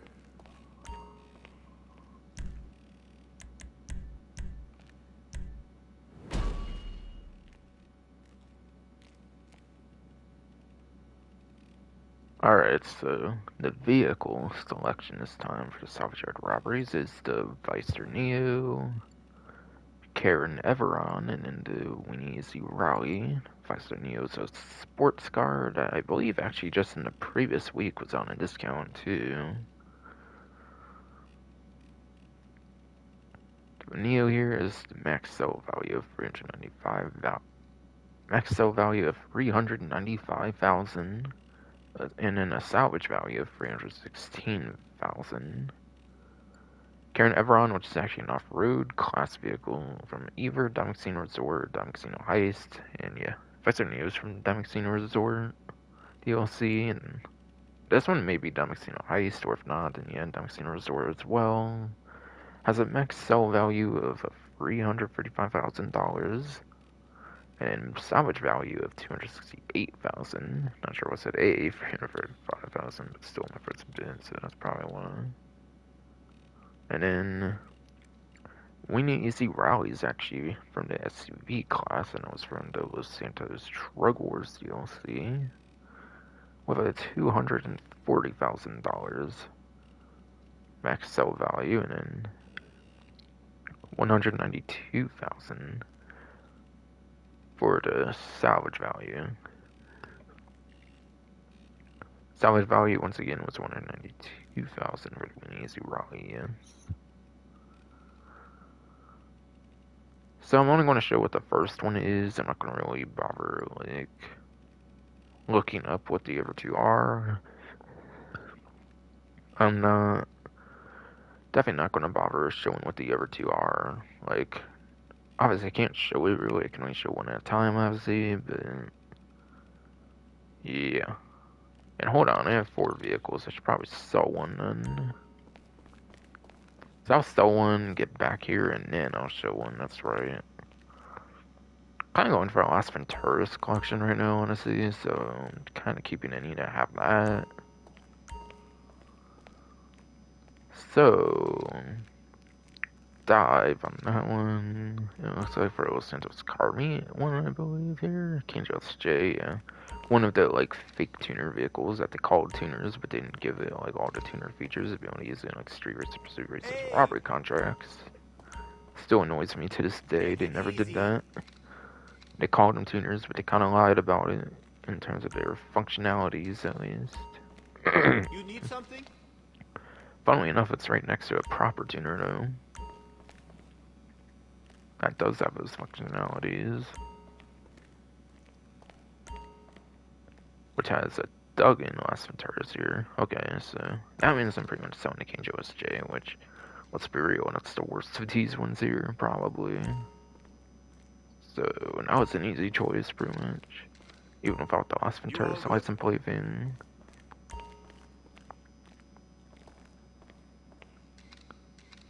Alright, selling those for 270,000 then, okay.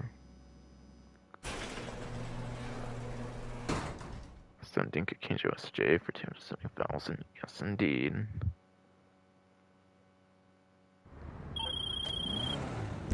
I say holla, you say dollar. Alright, I'm looking at my YouTube studio here, by the way, right now, Okay. so I'm just gonna Cool. have to play Let's out get these a wheels guess shipped to then. Yusuf.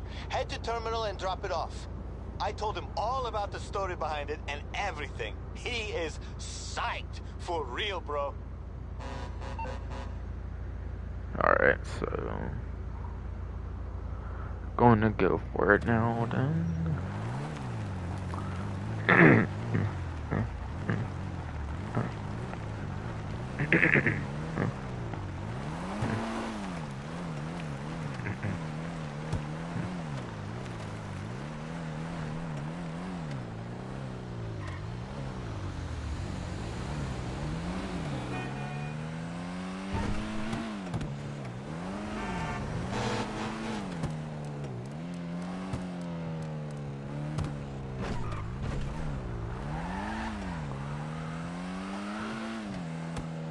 But yeah, I kind of forget which one this one was, or actually, I don't know. This might have been McTony robbery or something on S7 with the Kanjo SJ here. I'm trying to remember. I think it was. Cause yeah, I think the Dominator was ASP. That was Duggan for sure. That was definitely Duggan on that one.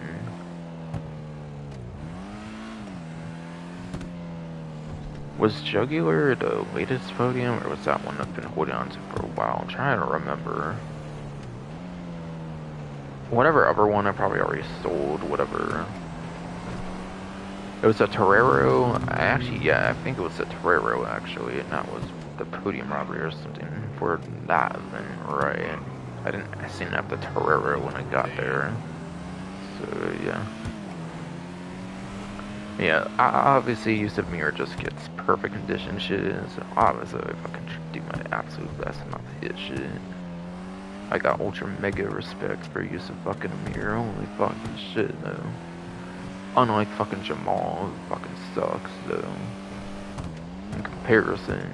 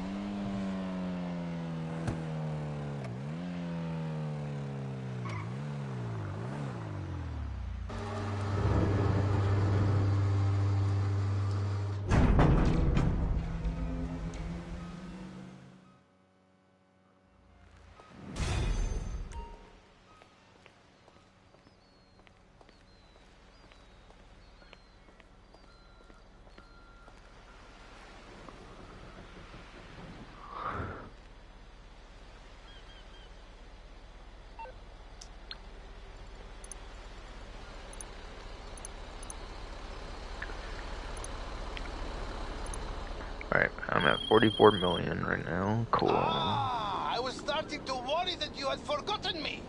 Just when I'm about to How fly could down I to ever forget LS, about you, this Samir? slap Come Jamal. on now. You come through and deliver the goods. Slap What is it this Jamal. time? No, don't tell me. Hell yeah, fuck I Jamal. want this one Slap to his be a ass. surprise. Slap his ass no matter I want what, the damn next it. one to be a Fuck. surprise. Very Make a soon. tradition every time you go down Keep it LS or some real. shit. Keep it real, baby. Baby, keep it real. Well, if you want next one to be surprised, tell Jamal that shit instead of snitching to your ass about it each time before you deliver that shit. Fuck, man.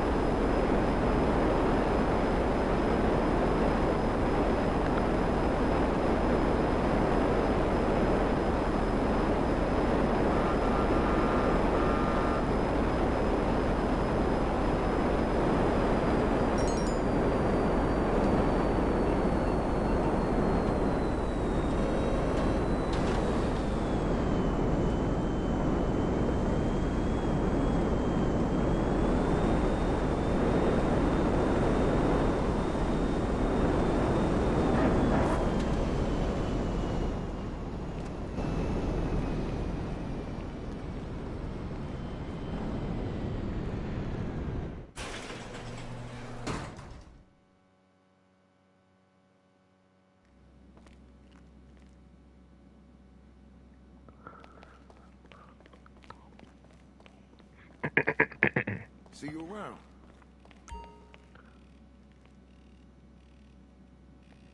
Alright, so now to choose device or Neo here. But yeah. And yeah, obviously, all this content's on 8th Gen too, so certainly it's not the HSW version of the Weenie Easy Rally, which actually might be the first HSW eligible vehicle that they've put on here so far. I'm not sure about that, but still. Highly doubt they're cool enough to do HSW for 9th Gen in particular on it. Unfortunate. You know, it'd be cool. But, oh well. It is what it is, honestly, I guess. The advice from Neo Hey, here I is thought you might the pick that one. gang mega Good robbery, call, okay? boss. And hey, good news. We get to go back to my G, the OG King Tiny. I Yep, do not you care guessed what it. He's King back in Tiny the cells. fucking. And they added that last jailbreak to his rap sheet. So, if we don't break him out again, he is super screwed. And when we do break him out, he's gonna tell us where to find another gangster ride. Apparently, this one got used in like 100 drive-bys, bro. Yusuf's gonna pay big for that. Oh, yeah. Once you write about something, Jamal, for, you know. Hey. Fuck the, indeed, though. Okay, so. Hey. I have some big career progression progress to show here, actually, for Chop Shop here in particular. I managed every single bonus challenge for the Salvage Yard robberies finally with the previous event. But yeah, I needed Duggan and Podium, I think I even mentioned it on the last GTA Online stream I did. Duggan, I only messed up, I believe, because I needed 15 headshots, and I think it went ham with the stone hatchet instead. Now I got the headshots, now I don't have to worry about the headshots again if I do not want them.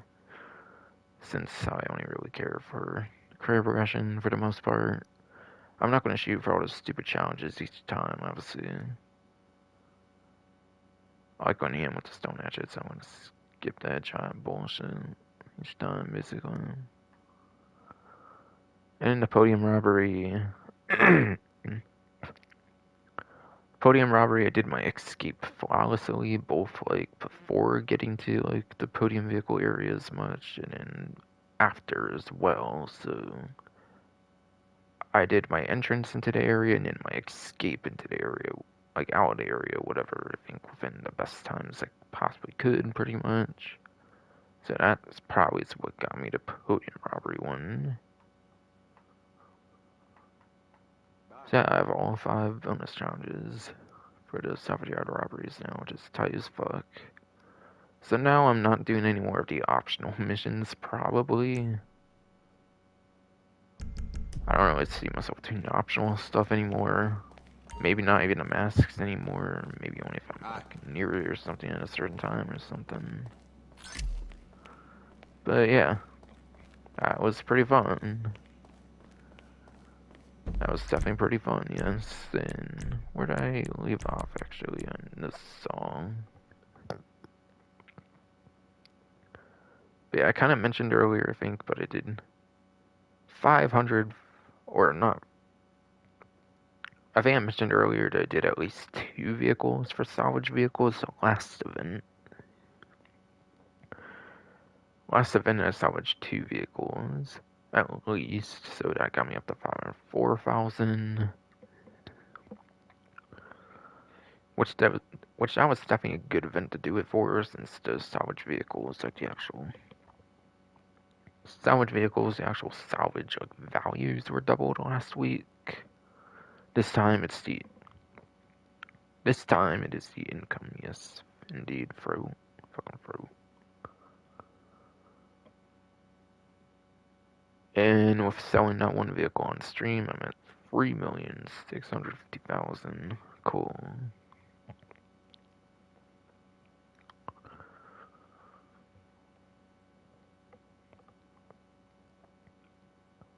So yeah, I got over 20% of the way through the salvage vehicles now.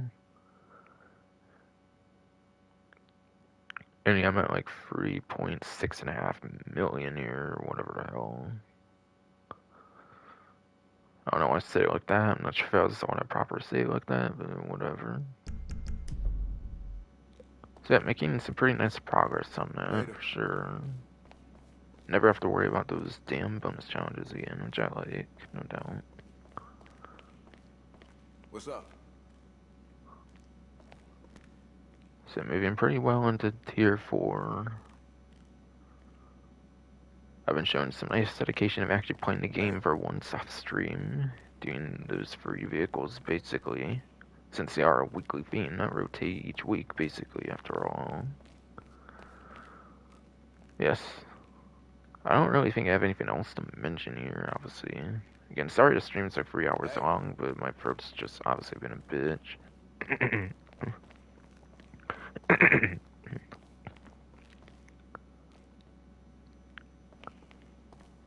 I think I drunk, not drunk, but I think I drunk some like frozen drink shit real fast or some shit. Got hella brain freeze and shit. See you around. Trying to take care of his shit more, kind of in a way, but of course that does nothing to help, of course. My body's just so inflamed that some cool liquid shit just never does anything, apparently. That's so inflamed for some reason. I'm not exactly sure why. Yeah, at least, but hopefully when I get the January 31st appointment, then, yes. That'll finally be it for the stream. I hope you enjoyed.